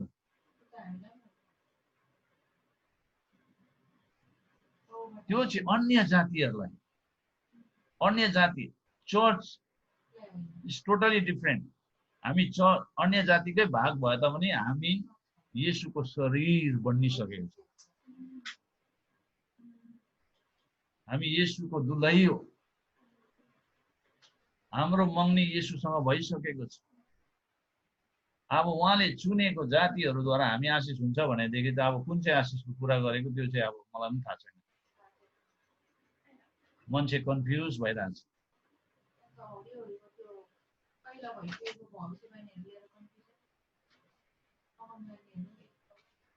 बाइबलमा झन्डै 1/3 कति भन्नु 4 भागमा झन्डै 3 भाग त इजरायलकै बारेमा छ।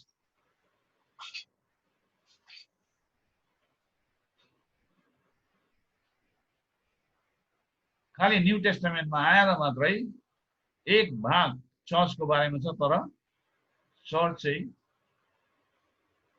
येशूको मुटु हृदय उहाँले आफ्नो रगत बगाउनु भएको छ।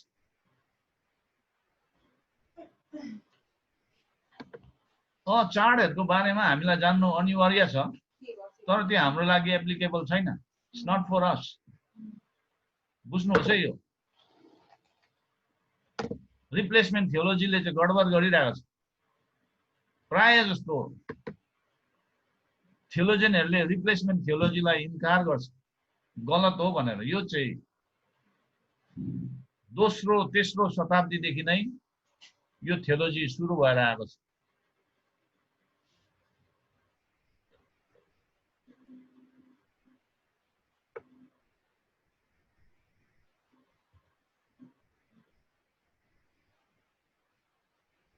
अघि हामीले भिनियर्डको बारेमा हेर्यौं, दागबारीको बारेमा, दागबारीको ओनर मालिकको बारेमा। त्यहाँबाट आएर मर्कुस र लुकामा आएर हेर्यो, त्यहाँनिर हामीले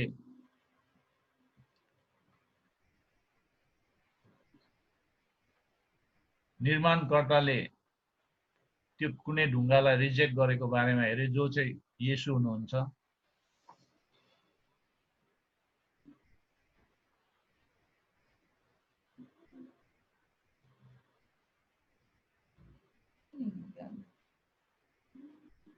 त्यहाँबाट पछि के भयो भन्दाखेरि मण्डली स्थापना भएपछि 70 एडीमा के भयो भन्दाखेरि यरुशलेमको मन्दिर भत्काइदियो।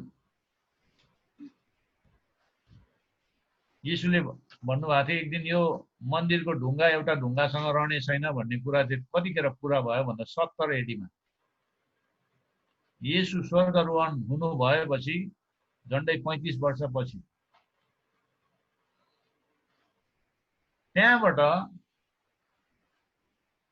त्यो पहिलो शताब्दीको मण्डलीको धेरै त्यहाँनिर कामहरू भइरहेको थियो। अनि त्यतिखेर त्यो समयमा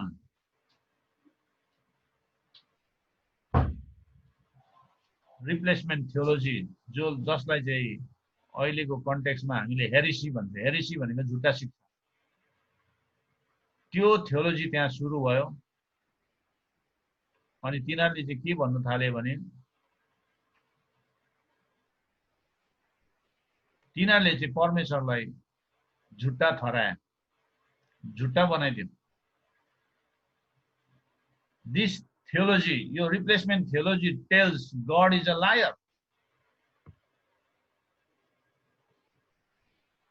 किन चाहिँ लायर, झुट्टा, झुट भनेर परमेश्वरलाई किन चाहिँ इन्डाइरेक्टली भनिरहेको छ भन्दाखेरि परमेश्वरले अब्राहमको वंशसँग बाँधेको करार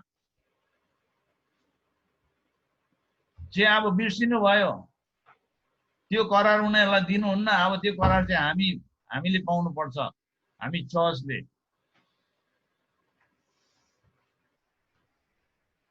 हामी चाहिँ त्यो करारको चाहिँ हकदार हो भनेर इजरायललाई रिप्लेस गर्यो चर्चले।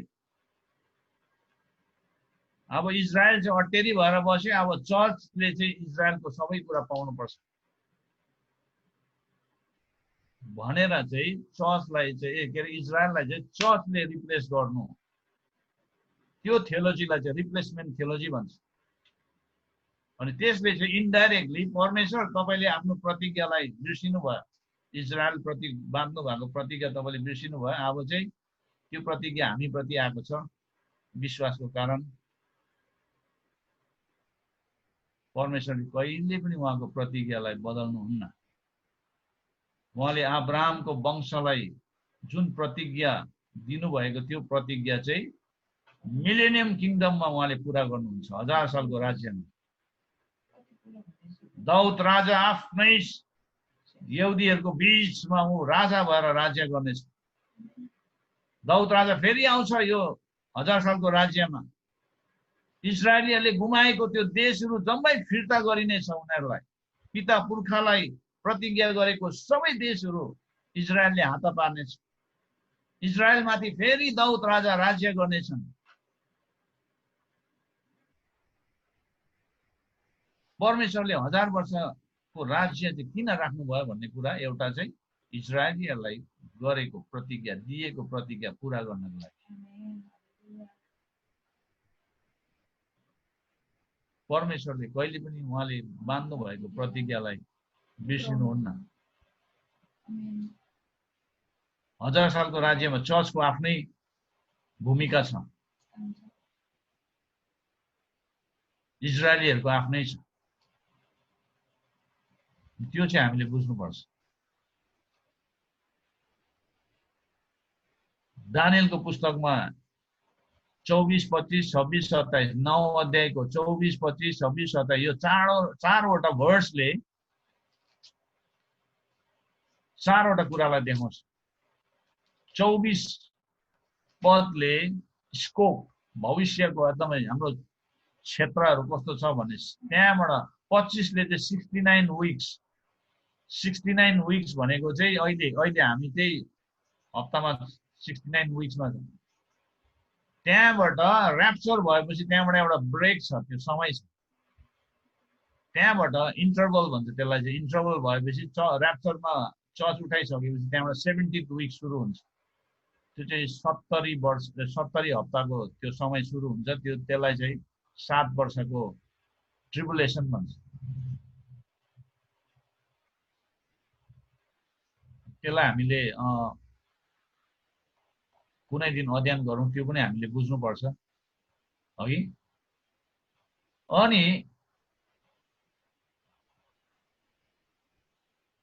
अब्राहमसँग परमेश्वरले बाँध्नु भएको करार हामीले उत्पत्ति 12 मा पाउँछ। त्यो चाहिँ अनकन्डिसनल कभनेन्ट हो। त्यो चाहिँ के भन्छ,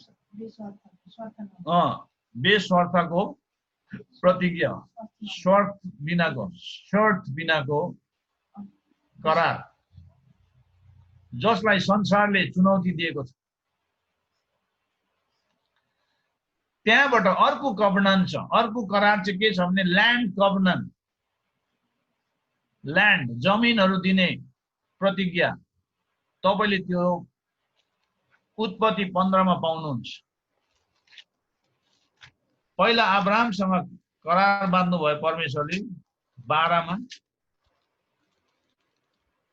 त्यहाँबाट गएर परमेश्वरले फेरि एउटा करार अब्राहमसँग बाँध्नु भयो, त्यो चाहिँ जमिनको करार, जमिनसँग, जमिन दिने।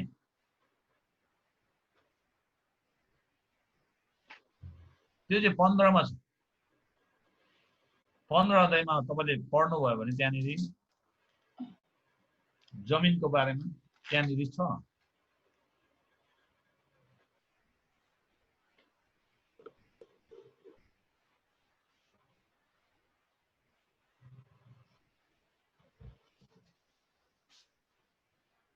त्यहाँबाट पछि गएर दोस्रो सामेल 7 अध्यायमा गएर हेरे भने तपाईले घरमा पढ्नुहोस्। यो ल्यान्ड कभनेन्टको बारेमा, जमिनको जुन चाहिँ करारको बारेमा चाहिँ चुनौती कसले दिएको छ भन्ने इस्लामहरुले, मुसुलेहरुले दिइरहेछ। कसरी भन्दाखेरि भजन संग्रह 83 गएर पढ्नुहोस्, त्यसको लागि घरमा पढ्नुहोस्। अब्राहमको अब्राहमिक कभनेन्टलाई चुनौती दिएको चाहिँ संसारले दिएको छ। त्यहाँबाट ल्यान्ड कभनेन्टको बारेमा जेनेसिस 15 मा छ, उत्पत्ति 15 मा छ। अनि त्यो चुनौती चाहिँ कसले दियो भन्दा मुसुलेहरुले। अहिले मुसुलेहरुले नै त्यो देशहरुलाई राज्य गरिरहेको छ, त्यो जमिनहरुलाई। त्यहाँबाट डेभिडिक कभनेन्ट, दाउदसँग बाँधेको करार दोस्रो सामेल 7 अध्यायमा छ। त्यो करार चाहिँ मण्डलीले दिइरहेको छ। त्यो तपाईले 7 अध्यायमा पढेर आउनुहोस् भोलि। त्यहाँबाट एभरलास्टिङ कभनेन्ट छ, अनन्तको करार।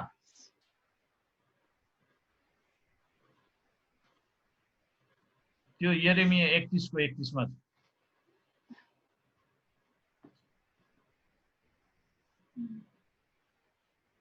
अनि मिलेनियम किंगडम, 1000 सालको राज्य चाहिँ दाउदलाई प्रतिज्ञा गरेको प्रतिज्ञा हो, प्रमिस टु डेभिड।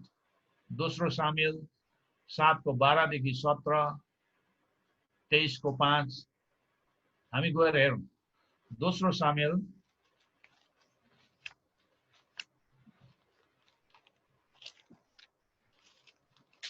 दोस्रो सामेल 7 अध्यायको 12 देखि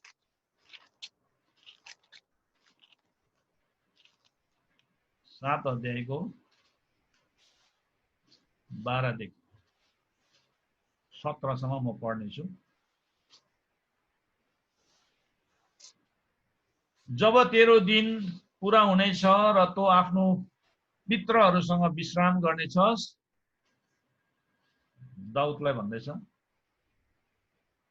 तँ आफ्नो पितृहरूसँग विश्राम गर्नेछस्, तब म तेरै सन्तानहरू मध्येबाट तेरै शरीरबाट एकजना तेरो अधिकारी हुनलाई उठाउनेछु र त्यसको राज्य स्थिर गराउनेछु र त्यसले नै मेरो नाउँको निम्ति एउटा भवन बनाउनेछ र म त्यसको राजकीय सिंहासन सधैँको निम्ति स्थिर गर्नेछु। म त्यसको पिता हुनेछु र त्यो मेरो छोरो हुनेछ।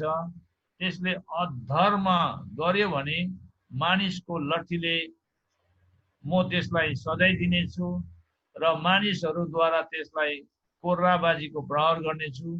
तर मैले मेरो प्रेम साउलबाट हटाए झै, जसलाई मैले तेरो बाटोदेखि पन्छाए, म मेरो प्रेम त्यसदेखि कहिले हटाउने छैन। तेरो घराना र तेरो राज्य मेरो सामुन्ने सधैँभरि रहिरहनेछ र तेरो सिंहासन सदा सर्वदाको लागि स्थिर हुनेछ।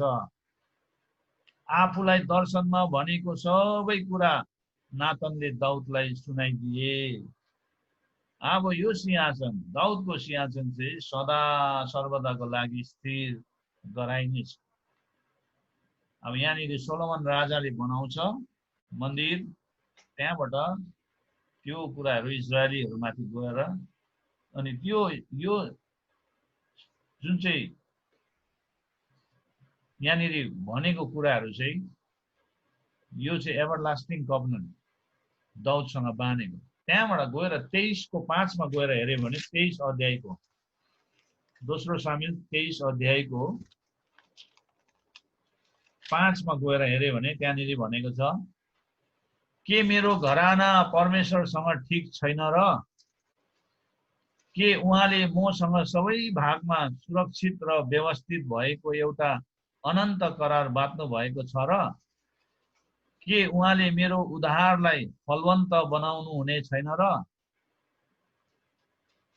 अनि मेरो प्रत्येक इच्छा पूरा गर्नु हुने छैन र भनेर यहाँनिर दाउदले प्रश्न गरिरहेको छ। उहाँले अवश्य पनि उहाँले गर्नुहुन्छ भन्ने कुरा चाहिँ त्यहाँ हामी बुझ्नुपर्छ।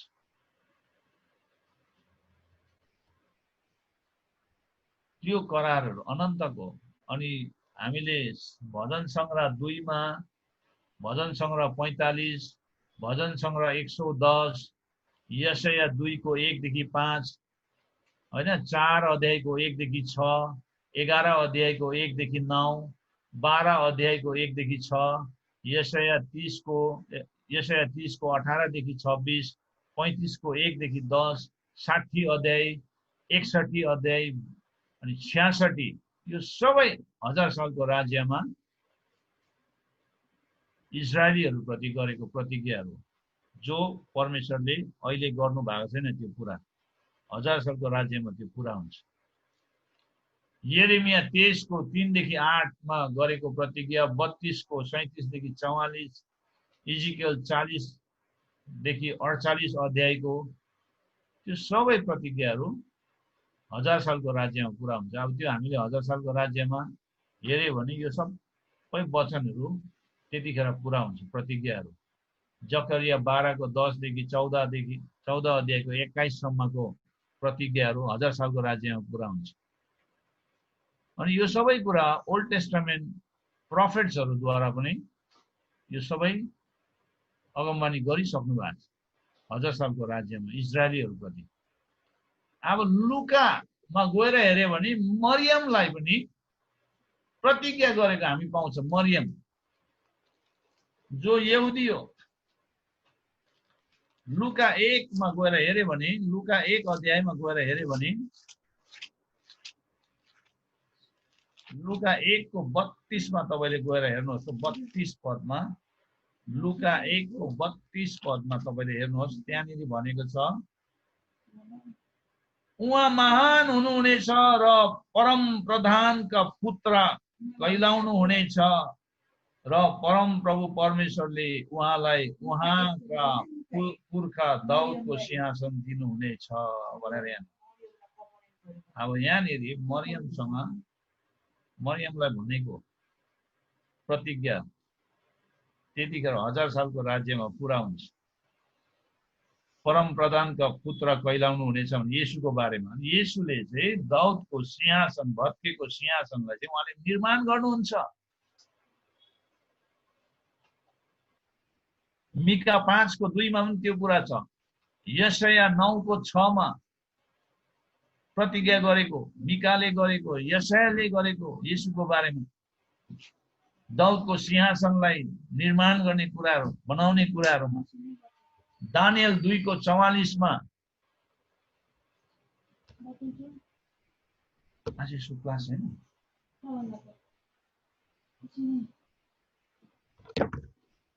सबै कुरा। अनि फेरि यही कुरा प्रेरितलाई पनि गरेको छ। लुका 22 मा गएर हेर्नुभयो भने तपाईले लुका 22 अध्यायमा, लुका 22 को 29 र 30 लाई पढ्नुभयो भने, 29 र 30 लाई पढ्नुभयो भने त्यहाँनिर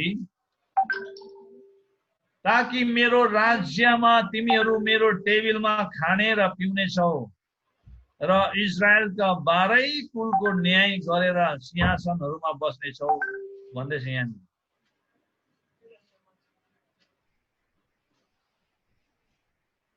अब तिमीहरू चाहिँ मेरो परीक्षामा मलाई साथ दिनेहरू हौ, जसरी मेरो पिताले मलाई एउटा राज्य दिनुभयो, म पनि तिमीहरूलाई दिन्छु भनेर यहाँनिर चेलाहरूलाई भन्छ। ताकि मेरो राज्यमा तिमीहरू मेरो टेबलमा खाने र पिउने छौ र इजरायलको 12 कुलको न्याय गरेर सिंहासनहरूमा बस्ने छ भनेर चाहिँ यो 12 प्रेरितहरूलाई पनि प्रभुले तिमीहरूले एक दिन मेरै टेबलमा बसेर तिमीहरू खाने छौ, पिउने छौ र तिमीहरूले इजरायलको 12 कुलहरूमाथि तिमीहरूले न्याय गर्नेछ र तिमीहरू सिंहासनहरूमा बस्नेछौ भन्ने छ।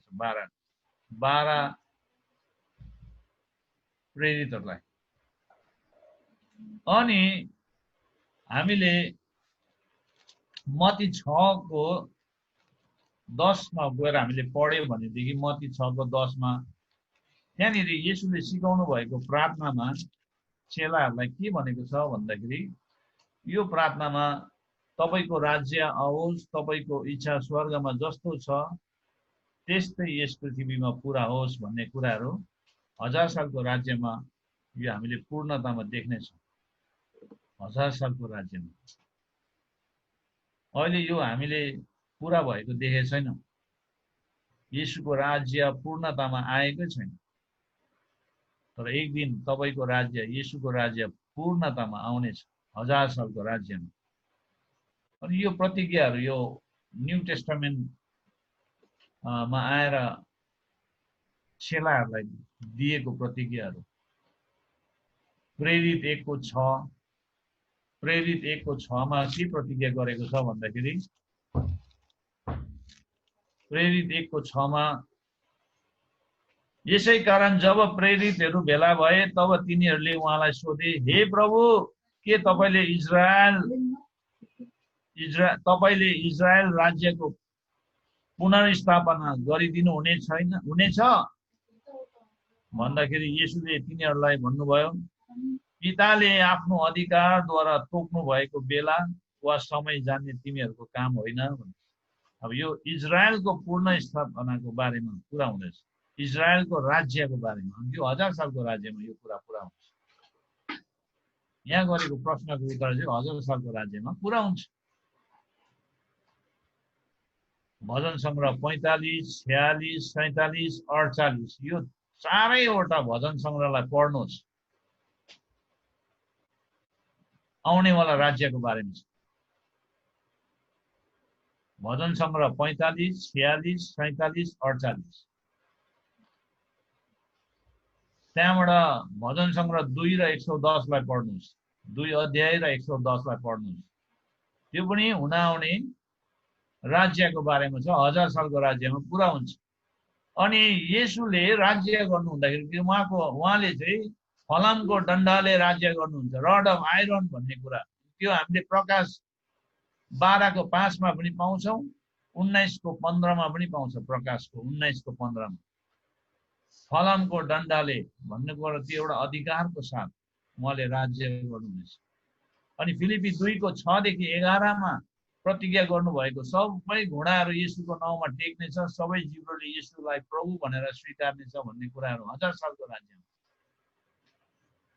जब येशू ख्रीष्ट यो संसारमा फर्केर आउनुहुन्छ दोस्रो आगमनमा, उहाँले त्यो कुरालाई पुरा गर्नुहुन्छ। अब ओल्ड टेस्टामेन्टमा हेर्यो भनेदेखि ओल्ड टेस्टामेन्टमा झन्डै 1845 रेफरेन्सहरू हामीले बाइबल रेफरेन्सहरू पाउँछौँ। येशू ख्रीष्ट फर्केर आउनुहुन्छ र राज्य गर्नुहुन्छ भन्ने कुरा 17 वटा पुस्तकहरूमा पाउँछ। ओल्ड टेस्टामेन्टको 17 वटा पुस्तकहरूमा येशू फर्केर आउनुहुन्छ, उहाँले राज्य गर्नुहुन्छ भन्ने कुरालाई हामीले 17 वटा पुस्तक ओल्ड टेस्टामेन्टको पुस्तकमा पाउँछौँ। अब न्यू टेस्टामेन्टमा हेर्यो भने 318 वटा रेफरेन्सहरू हामीले पाउँछौँ, जो 216 च्याप्टर अध्यायहरूमा पाइन्छ।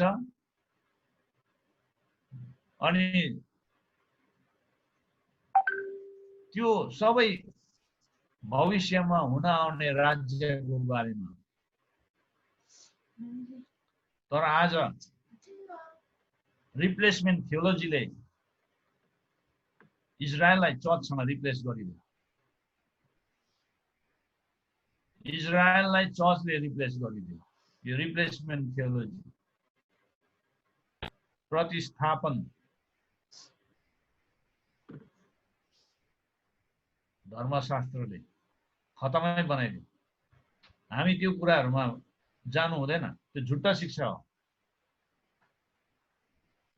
नन बिब्लिकल हेरेसी भन्छ। त्यो एकदमै त्यो हेरेसी एन्टिसेमिटिजमबाट जन्मेको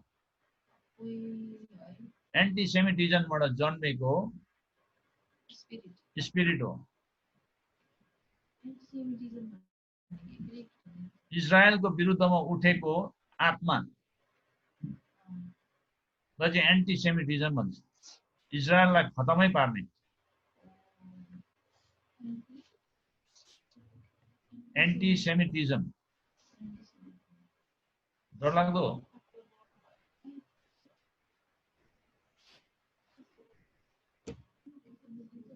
अब यो कहाँबाट सुरु भयो भन्दा 50 एडी देखि 117 एडी सम्म यो इग्नेसियस एन्टियोखको एउटा चर्च फादर जसले के भने भन्दाखेरि उनले सिकायो पासओभर यो निस्तार चाड चाहिँ निस्तार चाडमा भाग लिनेहरू चाहिँ येशूलाई मार्नेहरू हो भनेर त्यो प्रकारको सिद्धान्त सुरु भयो। इजरायलीहरूलाई यहुदीहरूलाई येशू मार्नेहरू चाहिँ यिनीहरू हो, यिनीहरू त्यही लागि निस्तार चाडमा भाग लिनेहरू, यिनीहरू जति पनि निस्तार चाडमा भाग लिनेहरू चाहिँ येशूलाई मार्ने हत्याराहरू हो भनेर त्यो प्रकारको ब्लेम लगाउन थाले। इग्नेसियस अफ एन्टियोखले 50 एडीदेखि 170 एडीसम्म उसको सेवकाईको समयमा उसले त्यो प्रकारले विश्वासीहरूलाई सिकाए। त्यहाँबाट जस्टिन मार्टिर भन्ने जस्टिन मार्टिर, तपाईहरु कतिजना थियोलोजी पढ्नुहुन्छ, चर्च हिस्ट्री पढ्नु भएकोहरूलाई तपाईलाई थाहा छ, 100 एडी देखि ल्याएर ईश्व सम्बन्धदेखि ल्याएर 106 एडी सम्म उसले के भन्यो भने इजरायलसँग परमेश्वरले जुन प्रतिज्ञा बान्नु भएको थियो त्यो चाहिँ अब भ्यालिड छैन। अब अन्य जाति मण्डलीले चाहिँ यहुदीहरूलाई रिप्लेस गरेको छ। अब परमेश्वरले चाहिँ इजरायललाई दिएको प्रतिज्ञा चाहिँ अन्य जातिहरूमा खनाइदिएको छ, अन्य जातिलाई दियो, सुम्पिदिएको छ। अब यहुदीहरू चाहिँ श्रापित हो भनेर चाहिँ जस्टिन मार्टिनले त्यो शिक्षाहरू ल्याए मण्डलीहरूमा। मण्डलीको दोष गल्ती होइन, अगुवाहरूको गल्ती हो, टिचरहरूको गल्ती हो। त्यसले गर्दा न्याय चाहिँ टिचरहरूको डरलाग्दै हुन्छ, टिचरहरूको न्याय चाहिँ डरलाग्दै हुन्छ, सिकाउनेहरूको न्याय चाहिँ डरलाग्दै हुन्छ भनेर बाइबलले भनेको छ। त्यहाँबाट आइरेनियस चर्च फादर आयो 130 एडी देखि 202 एडी सम्म, 130 ईश्व सम्बन्धदेखि ल्याएर 202 ईश्व सम्बन्धसम्म उसले के घोषणा गर्यो भन्दाखेरि यहुदीहरू चाहिँ परमेश्वरको अनुग्रहबाट फालिएको जातिहरू, अब यिनीहरूमा परमेश्वरको अनुग्रह छैन भनेर त्यो शिक्षा उनीहरूले घोषणा गर्न थाले, त्यो प्रकारको स्टेटमेन्ट दिनु थाले। अनि त्यो समयको चर्चहरूले त्यही प्रकारले बुझ्नु थाले। त्यहाँबाट टर्टुलियन भन्ने चर्च फादर आयो अनि उसले के गर्यो भन्दाखेरि उसको समयमा 155 एडी देखि 230 एडीमा उसले यहुदीहरूलाई चाहिँ येशू मार्ने यिनीहरू हो अनि यिनीहरूलाई चाहिँ परमेश्वरले तिरस्कार गरिसकेको छ, परमेश्वरले रिजेक्ट गरिसकेको छ यो जातिहरूलाई भनेर त्यो प्रकारको कुराहरू गर्न थाले। त्यहाँबाट अरिजन आयो, अरिजन चर्च फादर 185 वर्ष एडी देखि ईश्व सम्बन्धदेखि 254 एडी सम्म उसले एन्टिसेमिटिजम, इजरायलको विरुद्धमा बोल्ने, उनीहरूलाई खतम गर्ने त्यस्तो प्रकारको कुराहरू त्यहाँनिर आयो। अनि यहुदीहरू नै हो येशूलाई मार्ने, किलिङ जिजस, येशूलाई मार्ने चाहिँ यहुदीहरू नै हो भन्ने, यहुदीहरू नै हो, यसको ठुलो जिम्मेवारी हो येशूलाई मार्ने भन्ने प्रकारको कुराहरू आयो। अनि त्यो समयमा पनि यहुदीहरूलाई धेरै टर्चर भयो, चर्चले नै यहुदीहरूलाई सताएको छ, पुरानो शताब्दीको मण्डलीहरूले यहुदीहरूलाई धेरै सताएको छ। रोमन क्याथोलिकको समयमा त लाखौं यहुदीहरूलाई मारेको छ क्रुसेडर्सहरूले। तपाईँ जानुभयो भने सेन्ट जेभियर, तपाईँ उयसमा गुवामा जानुभयो भने त्यो गुवामा पनि यहुदीहरू ज्यादा मार्नेहरू त्यही रोमन क्याथोलिकहरू नै छ। रोमन क्याथोलिक चर्चेसहरूले यति बेसी यहुदीहरूलाई मारेको छ त्यो त्यसको हिसाब छैन। यति बेसी मारेको छ यहुदीहरूलाई। त्यहाँबाट काउन्सिल अफ एल्मिरा भन्ने एउटा काउन्सिल बन्यो 305 एडीमा स्पेनमा। अनि स्पेनमा जति पनि यहुदीहरू बसोबासो गर्दै आएको थियो तिनीहरूलाई क्रिस्चियनहरूले के भन्नु थाल्यो भने त्यो समयको क्रिस्चियनहरूले हामीले यहुदीहरूसँग एक छाक भात पनि बाँडचुँड गर्नु हुँदैन, यिनीहरूसँग बिहा गर्नु हुँदैन, यिनीहरूलाई हामीले आशिष दिनु हुँदैन, यिनीहरूको सब्बातलाई हामीले मान्नु हुँदैन, आदर गर्नु हुँदैन भनेर त्यो हेट्रेड आयो। धेरै त्यो समयमा बिस्तारै स्पेनबाट यहुदीहरूलाई खेद्यो, स्पेनबाट यहुदीहरूलाई खेद्यो ज्युसहरूलाई त्यहाँको क्रिस्चियनहरूले। त्यहाँबाट काउन्सिल अफ नाइसिया आयो 325 एडीमा, त्यो टर्कीमा थियो। अनि टर्कीमा त्यहाँनिर यहुदीहरूले रेजरेक्सनको चाडहरू मनाउँछ, ज्युस फिस्ट, त्यसलाई चाहिँ फर्स्ट फ्रुट भन्छ। येशू क्रिस्ट रेजरेक्सन भएको चाहिँ फिस्ट अफ फर्स्ट फ्रुटमा हो नि त, जसलाई इस्टर पनि भन्ने गर्थे त्यो समयमा। अनि त्यो एउटै समयमा परेको कारणले गर्दाखेरि अनि यता क्रिस्चियनहरूले चाहिँ इस्टर मनाउन थाल्यो, उता यहुदीहरूले चाहिँ फिस्ट अफ फर्स्ट फ्रुट मनाउन थाल्यो, जसलाई रेजरेक्सन भनेर मनाइन्छ। अनि यो इस्टर र फर्स्ट फ्रुटको त्यहाँनिर जमघाट भयो। हुन त त्यही दिनमै मनाउनु पर्ने हो। त्यहाँबाट लास्टमा क्रिस्चियनहरूले यहुदीहरूको चाडलाई चाहिँ मेटाउन कोसिस नै गर्यो। त्यहाँबाट इस्टर भन्ने कुरा धेरै फेमस भएर गयो। बिस्तारै यहुदीहरूको चाडहरूलाई अलिकति डोमिनेट गर्दै गयो। त्यहाँ काउन्सिलहरूले त्यो प्रकारको कुराहरू गर्नु थाल्यो। दुःख लाग्दो कुरा धेरै छ। Gregory of Nicaea, Hilary of Poitiers, saint जेरोमको टाइममा के भयो, सेन्ट अगस्टिनको टाइममा के भयो। त्यहाँबाट एउटा कट्रोडेसिमन्स भन्ने एउटा ग्रुप, बिलिभर्सहरूको ग्रुप देखा पर्यो, जसले यो पासओभर 14 निसानको महिनामा मनाइन्छ, 14 तारिक। त्यो चाहिँ कहिले हो भन्दाखेरि अप्रिलको समयमा। त्यसलाई पनि एक्सकम्युनिकेट गरिदियो। कट्रोडेसिमन्स भन्ने एउटा ग्रुप थियो विश्वासीहरू। अनि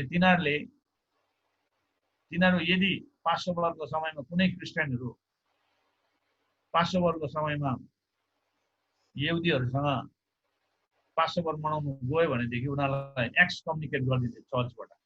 त्यस्तो खालको ग्रुप। अनि पुरा डरलाग्दो यहुदीहरूको बिचमा एन्टिसेमिटिजमको पुरा स्पिरिटहरू देखा पर्न थाल्यो त्यो अर्ली चर्चेसहरू, पुरानो मण्डलीहरूको समयमा। त्यस्तो डरलाग्दो घटनाहरू भयो। अनि स्पेनबाट मात्रै झन्डै 1.5 लाख यहुदीहरूलाई देश निकाला गर्यो, देशबाट खेदायो, कतिलाई मार्यो। त्यस्तो भयो। अनि इजरायलीहरूलाई धेरै सताएको छ, चर्चले पनि सतायो।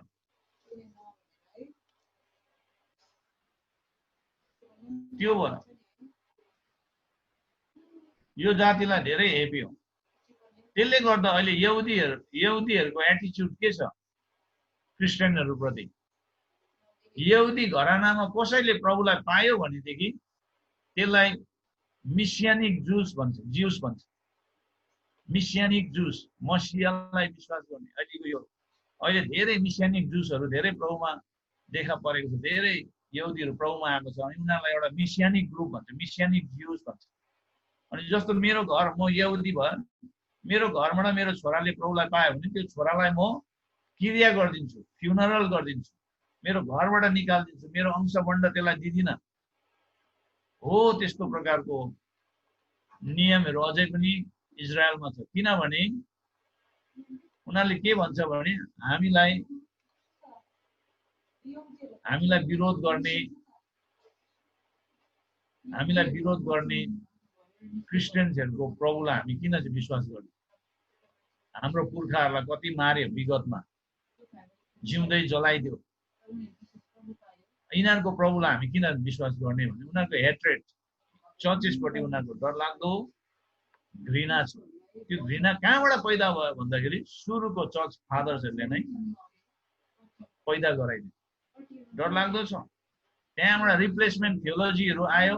रिप्लेसमेन्ट थियोलोजीले भने अब यहुदीहरूलाई दिएको प्रतिज्ञा बन्द भयो, परमेश्वरले बन्द गरेर अन्य जाति मण्डलीलाई दिनुभएको छ। त्यसले गर्दा अन्य जाति नै हो प्रतिज्ञा गरेको मानिस पनि देश पनि भनेर त्यो प्रकारको रिप्लेसमेन्ट थियोलोजीले पुरै रिप्लेस गरिदियो। यहुदीहरूको आशा छैन, यिनीहरूको मसिहा आउँदैन। अब यिनीहरूको मसिहा आएर गइसक्यो, यिनीहरूले चालै पाएको छैन। हामीले चाहिँ पायो, यिनीहरूले गुमाएको सबै अधिकार आशिषहरू हामीले पायो भनेर इजरायलीहरूलाई झन् रिस उठाउँछ। दुःख लाग्दो कुरा यही हो। हामीले इजरायलीहरूको लागि धेरै प्रार्थना गर्नुपर्छ। इजरायलीहरूको लागि धेरै प्रार्थना गर्नुपर्छ। अहिले त झन् चर्चहरू इजरायलीहरूको झन् चाडहरू मान्नु थालिसकेको छ। झन् त्यसले रिस उठ्छ तिनीहरूलाई। जुन कुरा यिनीहरूको होइन, हाम्रो कुराहरू यिनीहरूले अब अझै झन् मान्दैछ भने झन् रिसाउँछ। रिप्लेसमेन्ट थियोलोजीले पुरै रिप्लेस गरेछ, डाइरेक्ट भन्छ। अनि यस्तो कुराहरू यहुदीहरूले देख्यो भने झन् यहुदीहरू प्रभुमा आउनु गाह्रो पर्छ। गाह्रो चाहिँ पुरानो चर्चहरू, पहिलो शताब्दीको मण्डलीहरूले नै, पहिलोभन्दा दोस्रो तेस्रो चौथो शताब्दीको मण्डलीहरूले खतम पारेर लग्यो। यहुदीहरूको बिचमा, मण्डलीको बिच र यहुदी र मण्डलीको बिचमा डरलाग्दो दुश्मनको मोड त्यहाँ खडा गर्यो। दुःख लाग्दो कुरा। अनि यो अहिले एट प्रेजेन्ट रिप्लेसमेन्ट थियोलोजीले अहिले चर्चलाई पुरै स्विप गरिरहेको छ। त्यसले गर्दा हामी होसियार हुनुपर्छ। हाम्रो आफ्नै ठाउँ छ, यहुदीहरूको आफ्नै ठाउँ छ। यहुदीहरूलाई प्रभुले मेरो प्रजा भन्नुभएको छ, चर्चलाई मेरो शरीर भन्नुभएको छ। आमेन। अब तपाईँले आफैले येशूको शरीरलाई भनेर तपाईँले हेर्नुहुन्छ कि परमेश्वरको प्रजा भनेर तपाईँले हेर्नुहुन्छ? यी चप्टु यो। यदि तपाईँले म परमेश्वरको प्रजा भनेर यहुदी चाड मान्नुहुन्छ भने मान्नुहोस्, तर नमान्नेहरूलाई दोष नलगाउनुहोस्। किन कलासी 2:16-17ले स्पष्ट पाउलले पनि त्यहाँ भनिरहेछ। त्यो समयमा पनि त्यस्तो थियो स्पिरिटहरू। पाउलले मण्डलीलाई त्यही भनेछ, यिनीहरू चाहिँ सबै के हो, हाम्रो लागि छाया मात्रै हो, वास्तविकता चाहिँ ख्रिस्ट हुनुहुन्छ भन्ने कुरा त्यहाँ बताएको छ। र तपाईँको हातमा बल छ, र तपाईँले त्यो बल कता लगाउनुहुन्छ त्यो आफ्नै हो। म अहिले तपाईँलाई गएर मान्नु पनि भन्दिनँ, नमान्नु पनि भन्दिनँ। It's up to you. त्यसले गर्दा हामीले बुझ्नुपर्छ। हुन्छ, आज हामी यतिमै राख्छौँ। भोलि अझै हामी गहिरो रूपमा अध्ययन गर्नेछौँ। र तपाईँले भोलिको दिनमा आउनु हुँदाखेरि रोमी 9:10-11 पढेर आउनुहोस्। रोमी 9:10-11। अनि त्यहाँ तपाईँलाई केही प्रश्न छ भने प्रश्न लेख्नुहोस्। र भोलि हामी 9:10-11 स्पष्टसँग पढ्नेछ। अनि त्यसले चाहिँ के बताउँछ भने origin of Jews, destiny, mission सबै त्यहाँ बताउँछ। यो हामीलाई बुझ्नु एकदमै अनिवार्य छ। ल हुन्छ, हामी प्रार्थना गरौँ। प्रभु, हामी तपाईँलाई धन्यवाद दिन्छौँ आजको सेसनको लागि। हामीलाई तपाईँ परमेश्वरले आज इजरायल र मण्डलीको बारेमा डिफरेन्स के हो, अनि तपाईँले इजरायललाई के भन्नुभएको छ, मण्डलीलाई के भन्नुभएको छ, इजरायलको प्रतिज्ञा के हो, मण्डलीको प्रतिज्ञा के हो भन्ने कुरालाई हामीलाई तपाईँले यो थोरै समयमा केही कुराहरू सिकाउनु भएको छ। र हामीलाई अझै जान्ने क्षमता तपाईँले दिनुहोस्, सिक्ने क्षमता दिनुहोस्।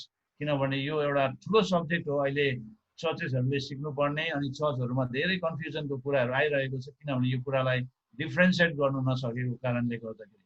यसैले मण्डलीलाई तपाईँ परमेश्वरले सिकाउनुहोस् यो गहिरो रहस्यको कुरा। जब हामीले यो कुरालाई बुझ्छौँ, अनि हामीले इजरायल के हो र मण्डली के हो भन्ने कुरालाई हामीले बुझ्छौँ, र हामीले चाडहरू के हो, चाड मान्नुहुन्छ कि हुँदैन भन्ने कुरा हामीलाई त्यहाँबाट स्पष्ट हुन्छ। प्रभु अनुग्रह गर्नुहोस्, सहायता गर्नुहोस्, येशू प्रभुको नाममा, आमेन। र केही प्रश्न छ भने प्रश्न गर्न सक्नुहुन्छ। धन्यवाद तपाईँहरू सबैलाई। भोलि रोमी 9:10-11 पढेर आउनुहोस्।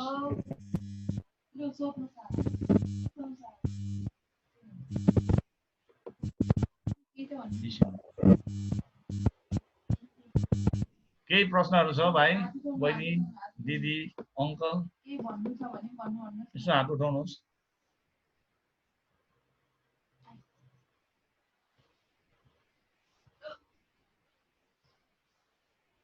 सबैजना निराश भएको जस्तो भयो त।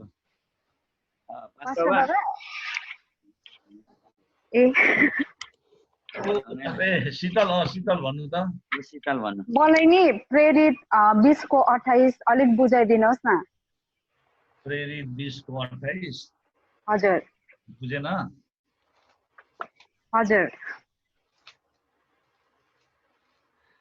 प्रेरित 20 को 28 मा यहाँ भनेको छ, तपाईहरु आफ्नो निम्ति र आफ्नो समस्त बगलको निम्ति सावधान रहनुहोस्।